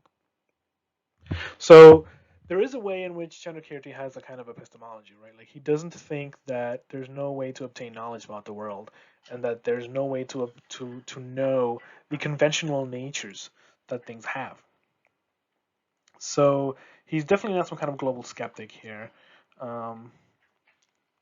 And as I said earlier, also another reason why he can't just be a kind of global skeptic is that he's a Buddhist. So there must be some way that conventional Buddhist truths are true, and that we can know these truths. Indeed, they must be truer and more reasonable than the false views of non-Buddhists, like the view of Atman, etc., for Candrakirti. So he can't really be a kind of a rationalist or a relativist or anything like that. And also, at least it seems to me, he can't be someone who only endorses a kind of common sense realism as the only possible conventional truth. Those passages which he says that conventional truth is just what the man on the street or the common herder thinks, I think also have to be weighed with other passages where he gives a more positive, specifically Buddhist understandings of conventional truth. But there are those who interpret Candrakirti in this more thin way, or not relativist, but very anti-realist epistemology. Interpret Candrakirti as having a kind of anti-realist epistemology. Or even a kind of error theory, which says that actually all epistemological judgments are just in error, at least ultimately. Um, and that's because of passages that we've discussed already. That where Candrakirti says, look, conventional truth is just what is acknowledged by the world. It's just what people agree on. That's what conventional truth means. And also, he also says, yeah, we don't subject conventional truth to analysis because it's just what people agree on. I'm just describing what the conventional truth is. I'm not giving a specific account of that. How these passages are interpreted and weighed against each other, this is kind of this is where the rubber meets the road, right? In prasangika interpretation. And different people are going to say different things about this, and they're going to lean more towards an anti-realist error theory view, kind of fictionalist view. Other people are going to lean more towards perhaps a kind of coherentist, or Tom Tillemans, for example, will defend a kind of deflationary truth theory, which is kind of like a minimalistic correspondence theory. You can look at the Stanford Encyclopedia of Philosophy for deflationism. And then Jay Garfield is going to see Candrakirti as having a more robust view of conventional truth, perhaps a kind of coherentist epistemology. And he's going to say, no, like Candrakirti defends arguments, defends the use of reasoning on a relative level, but that's still, you can have a robust account of truth and epistemology with Candrakirti's Madhyamaka theory. And Tibetan philosophers will also argue a lot about this. Tsongkhapa perhaps has a stronger, more robust theory of epistemology, more realist theory of epistemology, or at least a kind of quasi-realism, whereas other Tibetan philosophers and thinkers, perhaps Gorampa would be an example here, have a more anti-realist view of Candrakirti and his metaphysics and his epistemology. Among those who interpret Candrakirti as having an epistemic error theory, kind of coupled with a kind of fictionalism, if you will, are authors like Jayananda, which is the only Indian commentator that we have, Kashmiri Indian commentator, I believe, and Tibetans like Taktsang Loktawa and Patsat Nimadrak. They would interpret Candrakirti as basically defending a kind of error theory, which basically says, look, all epistemic judgments or in metaphysical statements are in error ultimately. And yes, we can use them in a kind of fictional way as as conventional truths, but really they're all just wrong. And when you attain Buddhahood, you see that everything, you actually don't even have any epistemic judgments. You've completely transcended all of that. So Buddhists don't even have epistemologies. I guess the problem I have with that, or at least one problem one could see with this, is that at least on the philosophical level, it makes it more difficult to promote ethical reform and to argue for Buddhist truths and to argue against non-Buddhist ones. If you're going to be an error theorist about conventional truths, which is again, it's the view that says epistemic judgments are just false. If you're going to be an error theorist about conventional truths, it seems much harder from a philosophical point of view to argue for the truth of Buddhism and so forth, and for ethical reform, and that's one issue there. I mean, if conventional truth is just purely a fiction that the world agrees on what do we base ourselves to convince people to become bodhisattvas, or that the noble truths are true, or like certain ethical actions are like should be done versus others? At least it seems to me, prima facie, that this kind of error theory fictionalism that is based on what the world agrees on is going to slide into relativism, unless you can provide like some kind of account on why we should choose certain ethical actions and certain Buddhist truths over others. And I guess also another issue is that it can't really, or it's going to have a hard time explaining the effectiveness of science and how you can have certain scientific practices that are effective versus others that are not. Um, and so on to if we want to defend, at least in a textual manner, the error theory view, though, you could look, for example, at how Candrakirti criticizes the school of Dignaga, and he criticizes them. He basically just recapitulates some of the arguments that Nagarjuna makes against Nyaya, and he basically says, look, you can't really establish a foundation for your epistemic instruments for your epistemology.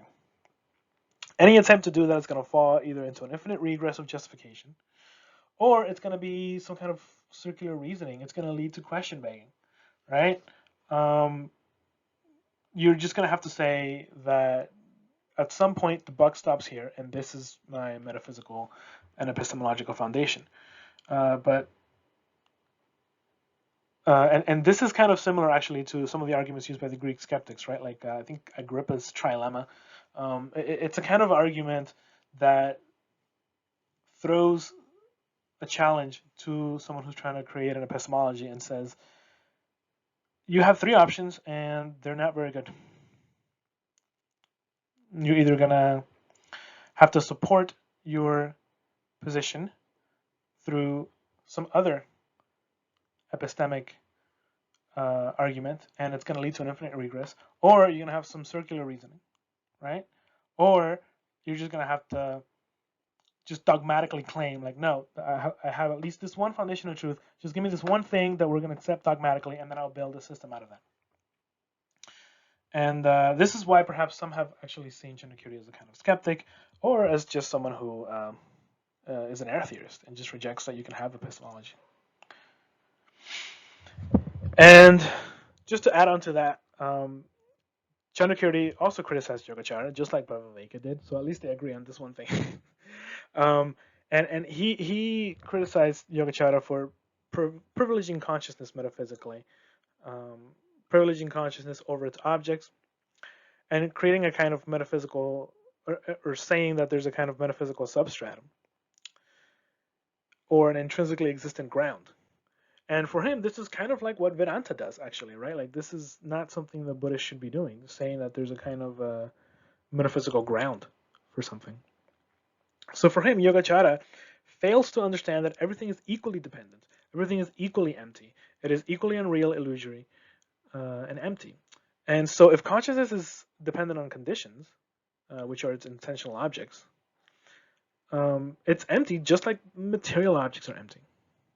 And there's no reason to think that consciousness is metaphysically foundational or that external physical objects do not exist at all. But also, in the same vein, matter is also not foundational either. So they're just equally empty in the same way. And thus, Candrakirti would say, look, there's no foundation precisely because the argument that all arises in dependence cuts to pieces all mistaken views.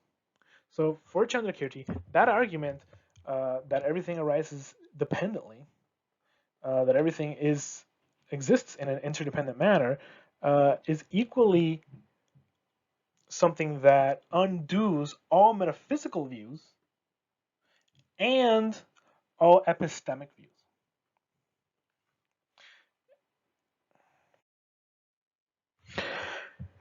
Now let's go back to the question of whether Candrakirti provides some kind of account of truth and of Buddhist truths.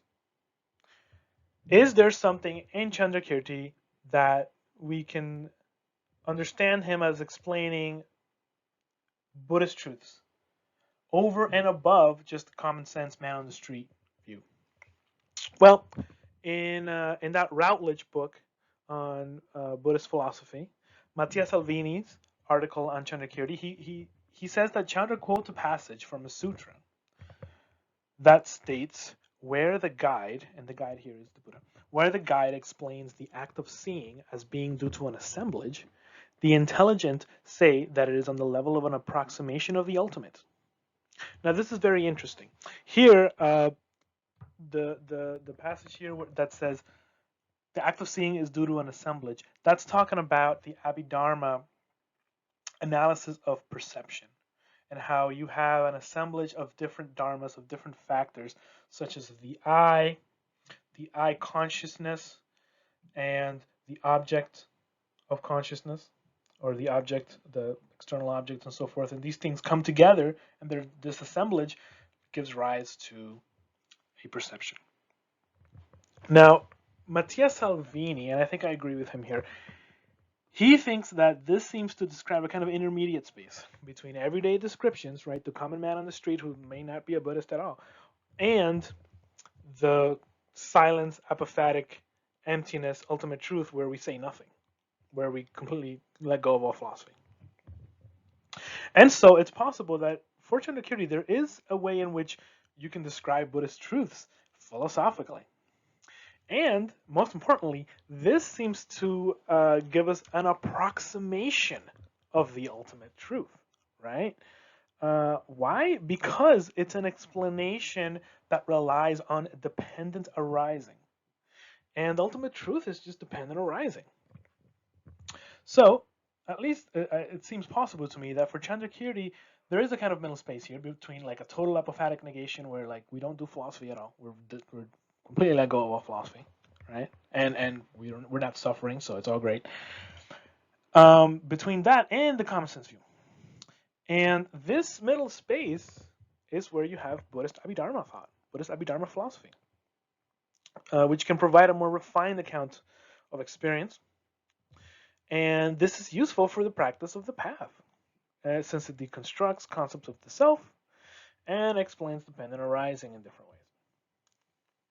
Of course, this kind of Buddhist Abhidharma, Buddhist philosophy, eventually must be dissolved by Madhyamaka analysis that completely deconstructs it, since Abhidharma is kind of, in some way, Abhidharma has residual foundationalism in it, but it can be described in a non-foundationalist way, right? Like there are different schools of Abhidharma and different schools of early Buddhism that had different philosophies. So you don't have to have a foundationalist Abhidharma theory or metaphysics. So in this sense, then, Candrakirti seems to agree with the basic Abhidharma theory, which says that anything that does not resist analysis is ultimately existent.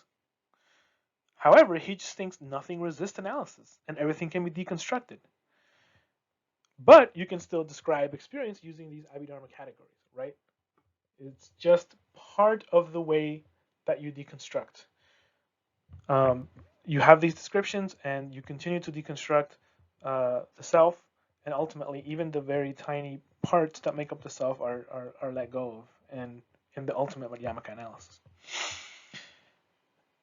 The fact that these categories are ultimately dissolved by Madhyamaka analysis does not mean that these categories are not useful, because according to Candrakirti, they were spoken of due to a task to be accomplished. For without distinguishing those, there would be no means to introduce the world to reality.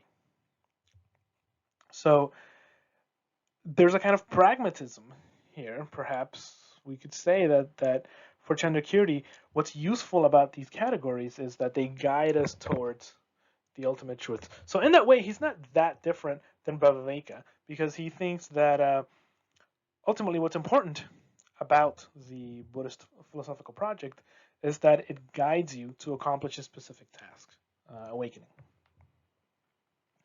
And as such, Candrakirti's account of the higher level relative truth is merely instrumental and pragmatic. So he doesn't think that this Buddhist philosophical truth is any more real than the truth of the common man on the street. However, it is more useful. Useful at what? Useful at getting you to awakening. And therefore, it seems like that for Candrakirti, an account of the world is true when it has the ability to guide one to that very silent experience of ultimate reality that he's seeking, which is the ultimate truth. So in that sense, his account of truth it does seem to be a kind of instrumentalism, if you will, which it's not a metaphysical account, right? Something isn't true because there's some substantial sense in which it's more real than something else. A falsehood and a non-Buddhist view is just as existent as the Buddhist view. However, that does not; those views, which are false, they don't lead you to the ultimate truth. And perhaps another indication that Candrakirti saw the importance of these Buddhist Abhidharma categories is the fact that he wrote a text called the Treatise on the Five Aggregates that is a kind of Abhidharma text. So perhaps then, this points to the idea that yes, there was this understanding of Candrakirti that there is a room for Buddhist philosophy other than just like purely apophatic negation. All right, so let's now look at the Madhyamakāvatāra and see how Candrakirti gives an account of the two truths and how he understands emptiness. In the Madhyamakāvatāra, Candrakirti understands emptiness as the ultimate intention of the Buddha's teachings. In his clear words, he actually argues that the same emptiness is found in the treatises and sutras of all Buddhist schools. And this work is actually filled with quotes from Mahayana sutras and non-Mahayana scriptures. So he actually argues that non-Mahayana passages, which describe things as being illusory, have the same meaning as the Mahayana passages on emptiness. And according to Matteo Salvini, he quotes two Mahayana sutras to the effect that whichever passages teach emptiness are to be considered as articulating the ultimate meaning, while others taught for the sake of introducing the path and speaking in terms of persons, living beings, and so on, require interpretation. So for Candrakirti, this is a kind of a hermeneutic point. For Candrakirti, any passages, whether it's Mahayana or not Mahayana, which describes emptiness, the illusory nature of things, those passages are the ultimate intent of the Buddha. Everything else is to be interpreted from that point of view. All other passages that talk about the path, how to practice the path, meditation, talk about persons and living beings and so on. All of these paths are passages. All of these passages require further interpretation. And in that sense, this is kind of Candrakirti's hermeneutic of how to read Buddhist texts. Emptiness is the most important thing.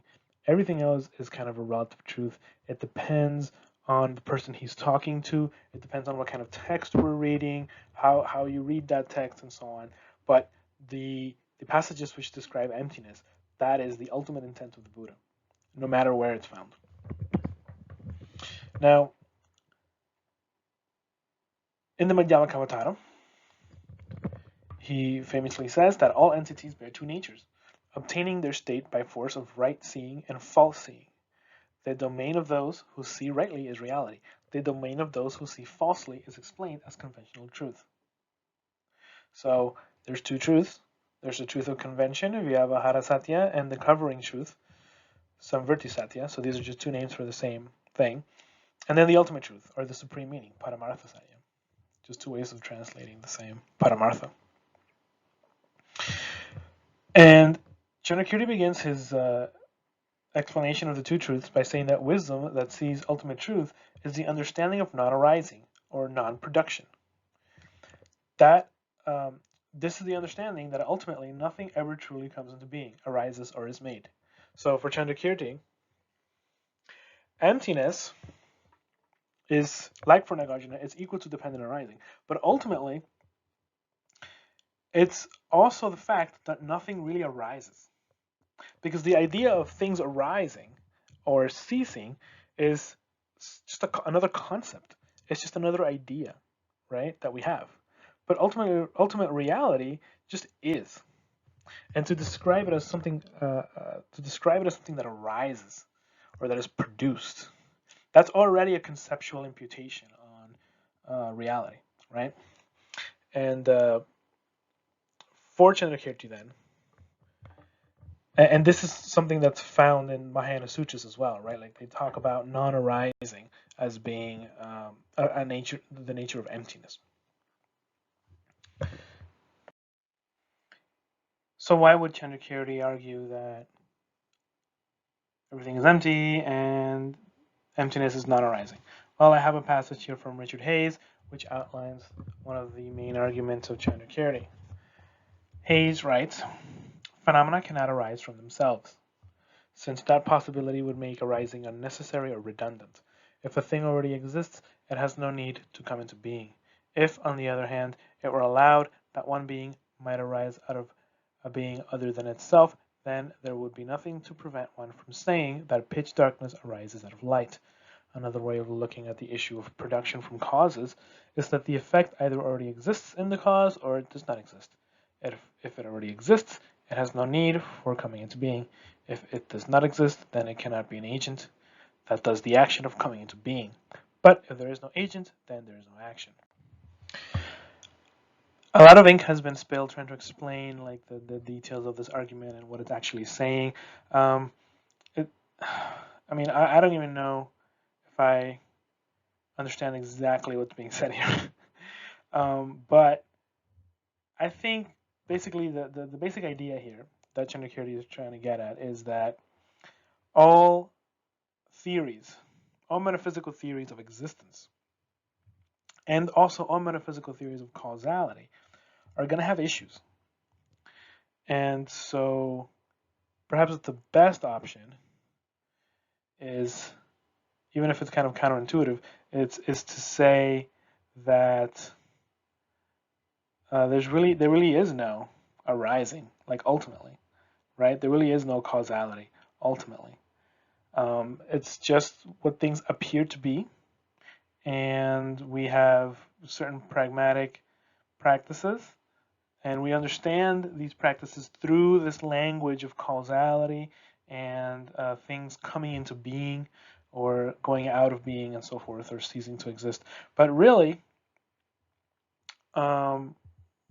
nothing really goes into being, comes into being, or goes out of being, or so on and so forth. These are just the concepts that we use to slice the world up and to understand the world and to understand why certain things happen. But if you actually analyze causality or arising, if you actually analyze that, it seems like we can't really establish like where something begins to exist, or where um, where the actual causality is happening, where something, where when something causes something else, where does that contact happen? It's actually very hard, right? And like there's this whole philosophical problem of explaining how causality works, and like it seems like there's no real solid metaphysical way to prove to have there's no solid metaphysical grounding for causality. At least there's no such theory that doesn't have any problems. So perhaps Candrakirti is saying that trying to construct a metaphysical theory for arising and for causality is ultimately flawed, and we should just understand that things appear a certain way, and that's it. Now, another argument that we find in Candrakirti is a kind of mereological argument. In the clear words, he explains emptiness. He argues for emptiness as follows: a carriage or a cart is designated in dependence on its parts, the wheels, and so forth. Whatever is designated in dependence on its own parts is not produced through any intrinsic nature, and non-production through any intrinsic nature is emptiness. Emptiness, defined as non-production through any intrinsic nature, is itself the middle way. That which is not produced through any intrinsic nature cannot possibly be existent, and yet, because it lacks non-being, neither can it be non-existent. Therefore, on account of avoiding the two extremes of being and non-being, emptiness, defined as non-production through any intrinsic nature, is called the middle way, or the middle path. So it is that the following expressions are various synonyms for dependent origination: emptiness, dependent designation, and the middle way. So here we have another interesting gloss on the meaning of non-arising. What does it mean when Mahayana Sutras and Madhyamaka say that nothing really arises? Well, it doesn't mean that nothing appears to arise, and it doesn't mean that, like, we can't look at a plant and say, oh yeah, that plant like arose, like there was no plant there, but a seed was, planted, and now there's a plant. It doesn't mean that. So it's not like it's not a kind of nihilism. What it means is that nothing is produced through any intrinsic nature. So then another way of saying it is dependent arising. Non-arising is the same as dependent arising, because non-arising means that nothing is produced through any kind of intrinsic nature.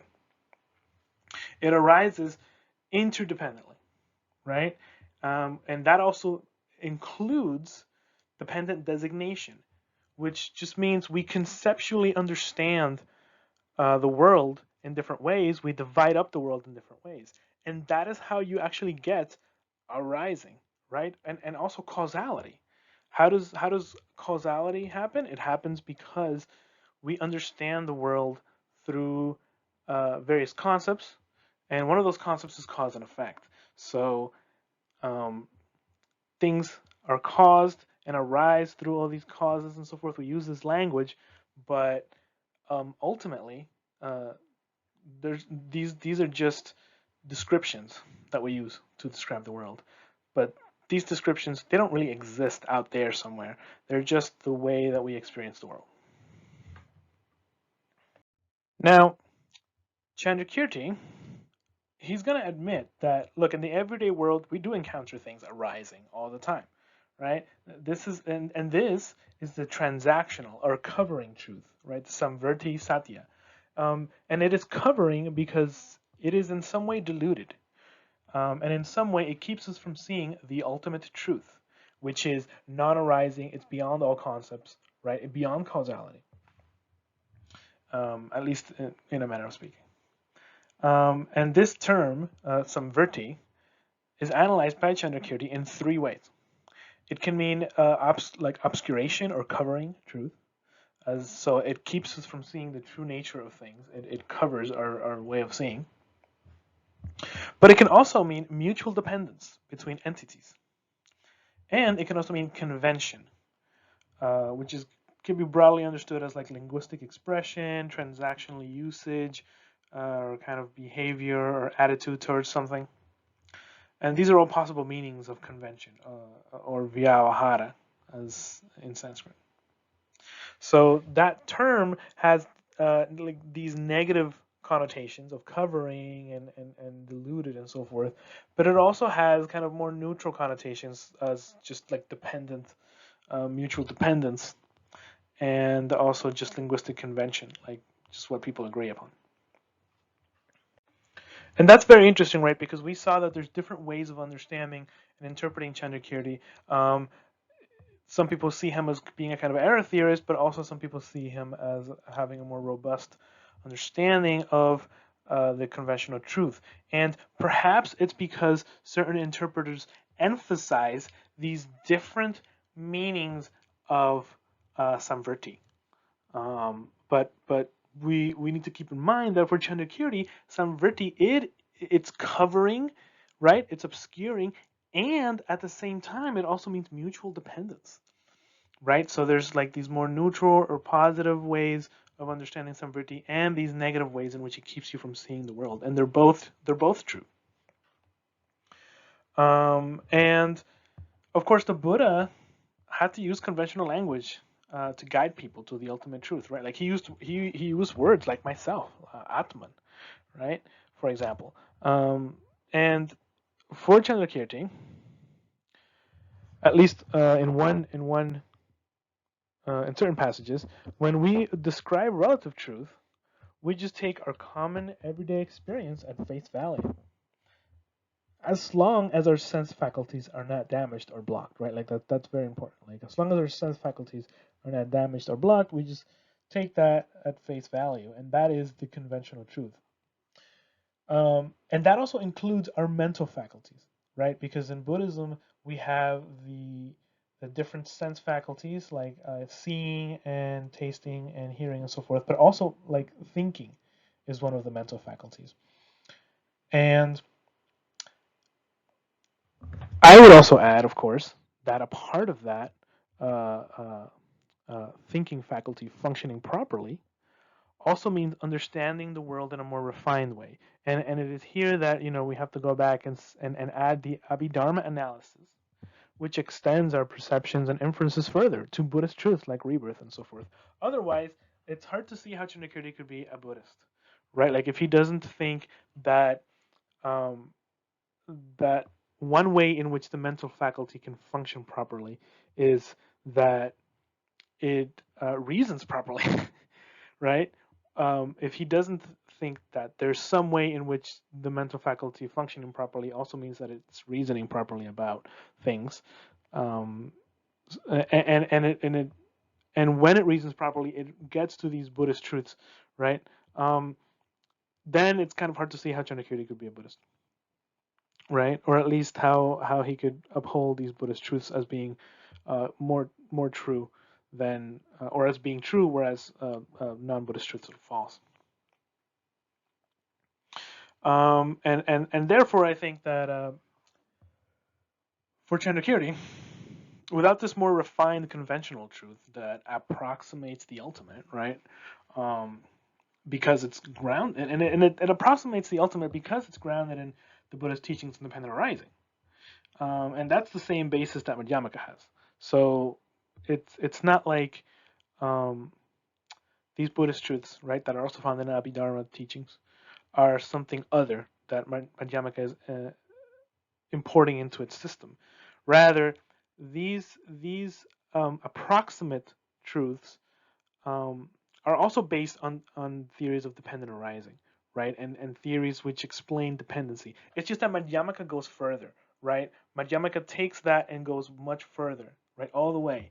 Whereas the Abhidharma categories stop at a certain point. They say, no, there's these ultimate foundations, these ultimate dharmas, and so forth. Abhidharma just takes that method, the deconstructive method, and just takes it all the way.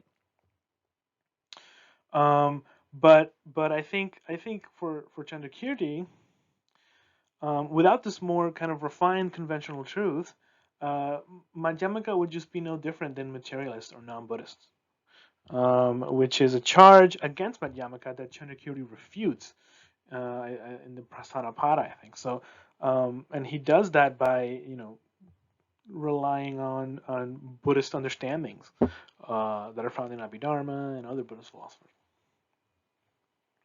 So, Chandrakirti then he indicates that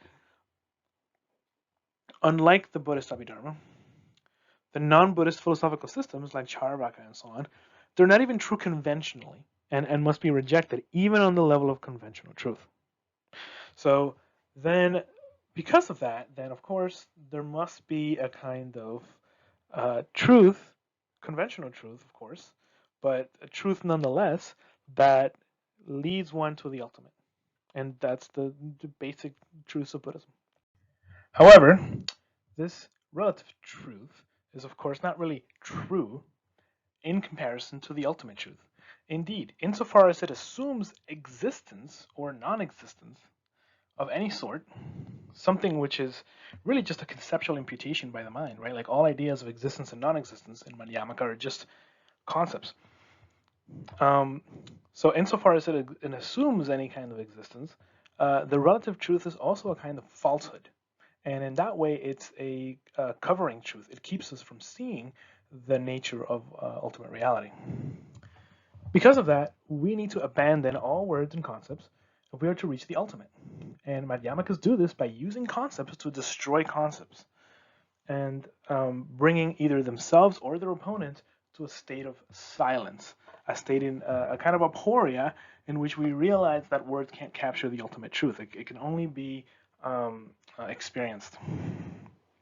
And this is why Chandrakirti thinks that Bhavya makes a mistake when he puts forth positive Madhyamaka theses.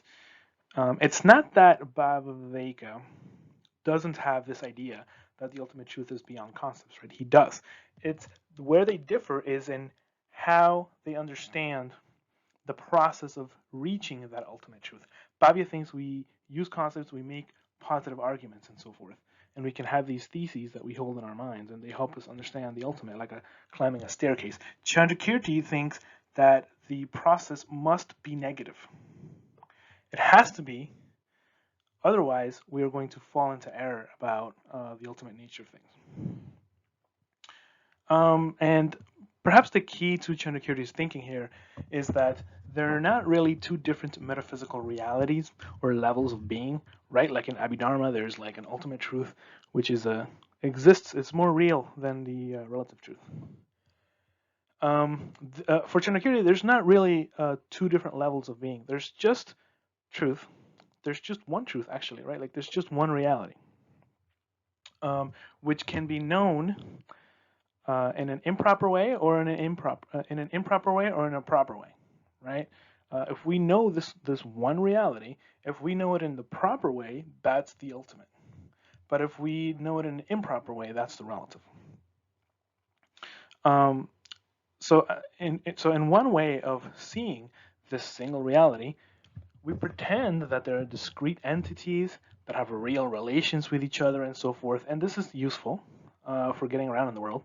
But when you really drill down and you analyze these so-called entities or causal relations, you can't really find them, or you can't really find any single foundation that can be explained on its own without appealing to something else, right? Because everything is dependent, and in that sense, everything is relative. Everything is dependent conceptually, metaphysically, and epistemically.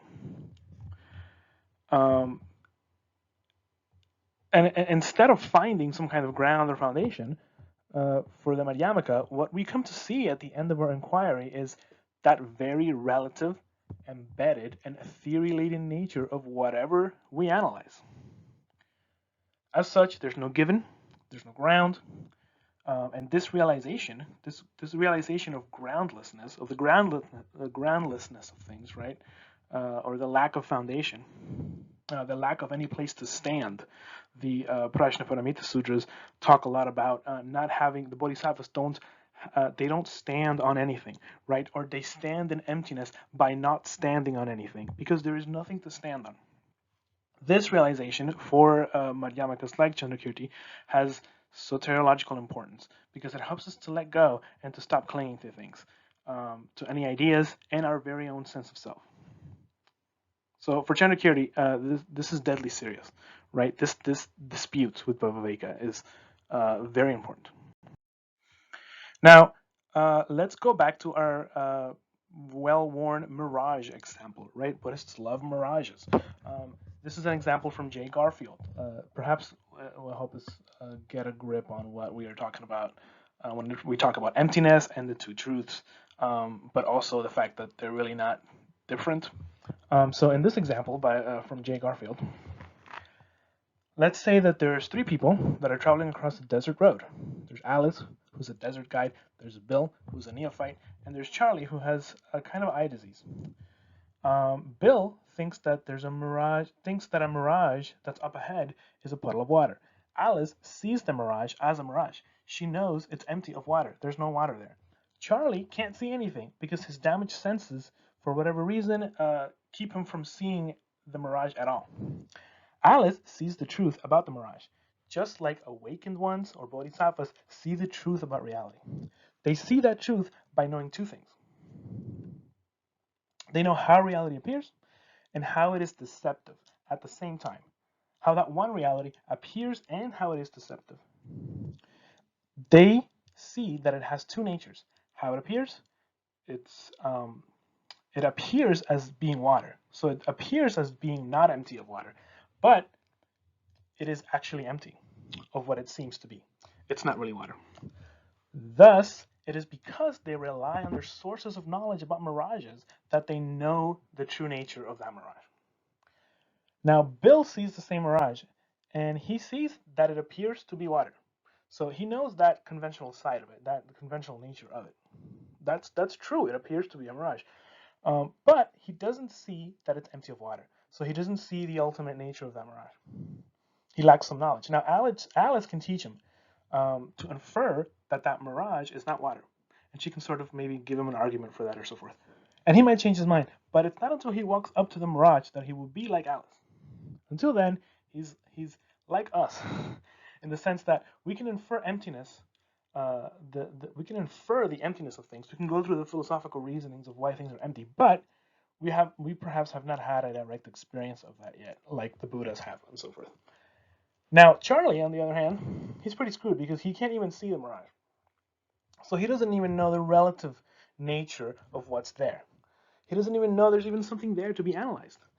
So this is like someone who just has wrong uh, understanding of the world. And this could be someone who either is just wrong about like basic common sense facts, or someone who's wrong about the more refined Buddhist um, facts. Perhaps this could be extended to have 4 people, and the last 2 people would be Charlie, and then somebody else who has a little bit of knowledge about the mirage, but lacks more specific knowledge about the mirages. But this is Jay Garfield's, not my example. Now, because Candrakirti's Madhyamaka philosophy is meant to be apophatic and it's meant to be negative, and that its nature of it being negative leads us to the ultimate truth, then Candrakirti compares the proper understanding of emptiness to a drug that when you take it, it forces you to expel these kind of bile substances from your gut or from your stomach, along with the very medicine that you took in the first place, right? So emptiness destroys itself along with all of your wrong views, right? Because if not, you would have this like view of emptiness that you could hold on to. And I have here a quote from Hayes, which says, the task of philosophy for Candrakirti is not to replace unwarranted beliefs with justified true beliefs, but to break the habit of forming beliefs, declaring them to be true, and then becoming attached to them. And perhaps for Candrakirti, what Bhaviveka is doing is more open to the kind of clinging that philosophers get up to when they get really into defending their arguments and defending their camp, their position against other people's positions, and so forth. There's also another quote I have here by Huntington, and he says, Candrakirti responded by steadfastly rejecting Bhaviveka's rationalist convictions on the pragmatic grounds that any such appeal to abstract reason would inevitably undermine the soteriological purpose of the Madhyamaka critique. So again, Candrakirti's attack on Bhaviveka is pragmatic. There is a kind of soteriological reason why Candrakirti is criticizing Bhaviveka. It's not just a philosophical nitpicking over different theories of Madhyamaka epistemology and metaphysics and so forth. Like Candrakirti thinks this is important. It has soteriological consequences if you accept Bhaviveka's view. It's going to be a problem for you. So this is all well and good. But an important question remains. How can Madhyamaka, especially the Prasangika, avoid metaphysical and moral nihilism? Candrakirti himself warns us not to undermine the conventions that the world accepts.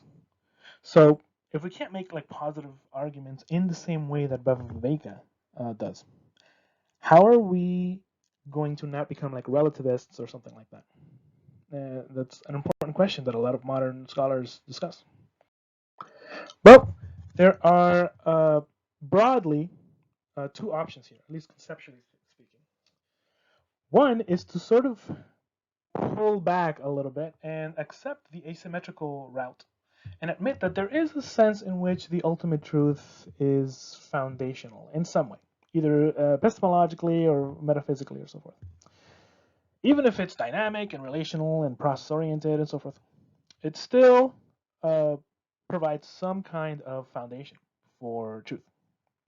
So certain scholars like T.R.V. Murti have interpreted Madhyamaka like this, and also it's possible that some Yogacarans also interpreted Madhyamaka like this. Actually, Yogacara philosophers actually wrote commentaries on Nagarjuna, on Madhyamaka, Mula Madhyamaka Karaka. They just interpreted Nagarjuna from the point of view of Yogacara. So you could see, for example, certain Yogacaras reading Nagarjuna and saying, yes, everything is empty and so forth, everything you say is true, and yet also defending perhaps a kind of foundationalist theory, a foundationalist interpretation of the dependent nature in the Yogacara understanding, perhaps an idealist foundation. However, just on the face of it, this seems to clash with many Madhyamaka claims, which point to a kind of anti-foundationalism and a rejection of any sort of grounding for epistemology or metaphysics. And so most modern scholars on Madhyamaka reject this route. The other possibility is to provide some kind of account that makes sense, that's coherent, of how relative truth works and how it is different from just falsehood. And this needs to be coherent enough and robust enough to help us explain why Buddhist theories are true and why like science works and so on, right? Like it can't just be what people agree on, because then you have kind of relativism.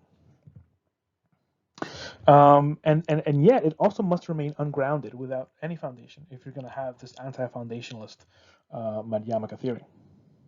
So George Dreyfus, writing about this problem, he says this is the question that every Madhyamaka interpretation has to face. Mainly, can Madhyamakas use the notion of conventional truth without reintroducing the very essentialism that they seek to overcome? Candrakirti attempted to do this by relying on certain conventionalist and instrumentalist readings of the Abhidharma, which undercuts the foundationalist metaphysics of Abhidharma. So he thinks that we can still use Abhidharma categories and so forth and these Buddhist teachings and perhaps arguments, but we just understand them in an instrumentalist and perhaps pragmatic way. They lead us to the ultimate truth, and that's the only thing that makes them truer than the non-Buddhist truths or the truths of the common man on the street. So as we will see in later videos, because we're reaching the end of this, as we will see in later videos, later Indian Madhyamakas took the second approach. But they relied on Bhaviveka's method, as well as on Yogacara philosophy, to bolster the Madhyamaka account of relative truth. Candrakirti actually was not very influential in India. He only had one commentator, Jayananda, and later Indian authors basically just failed to mention him. Like his critiques, most people just kind of ignored him. Most people followed Bhaviveka and his theories. The later thinkers that we're going to talk about, they mainly followed Bhaviveka. The only real exception is perhaps Shantideva, which his theory seems to be more in line with Candrakirti's theory, his metaphysics. But most other later Madhyamakas, they just followed Bhaviveka's method. Now, Candrakirti's ideas do seem to come to the fore in the Guhya Samaja Tantra literature of the Arya lineage. And we'll talk about this when we get to Tantra and the philosophy of Tantra. But this is much later, right? Like most of the thinkers that come after Candrakirti, they don't really even engage with him. And of course, Candrakirti is going to become the most influential Madhyamaka interpreter in Tibetan Buddhism, where he's seen as the most important commentator on Nagarjuna. They see his interpretation as the peak of all Madhyamaka philosophy. And meanwhile, Bhaviveka is mainly seen as secondary to Candrakirti in Tibetan Buddhist scholastics, and he's not widely studied in East Asian Mahayana either, but it looks like from the historical evidence that we have, Bhaviveka was actually the most influential Madhyamaka in India. And, like I said, again, most later Indian Madhyamakas, they followed Bhaviveka's system rather than Candrakirti. Okay, here are the sources I used for this video. They're all pretty great. I recommend you guys research these, and of course, once you read these sources, you'll also see that they cite the main sources, the primary sources, Candrakirti's commentaries, Candrakirti's work.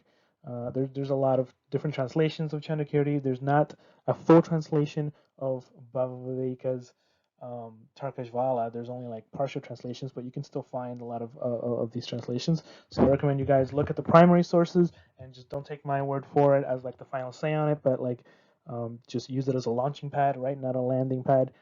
Use this video as a launching pad for your studies. Check out all the different sources, form your own opinions. Don't be afraid to think and keep practicing. Subscribe and all of that stuff. So see you guys next time, where we will be discussing the Yogacara Madhyamaka school, which were the thinkers that brought together Yogacara and Madhyamaka. And we'll also be discussing Shantideva, the one of the most important Buddhist ethicists of India. So that's to come. Stick around and see you next time.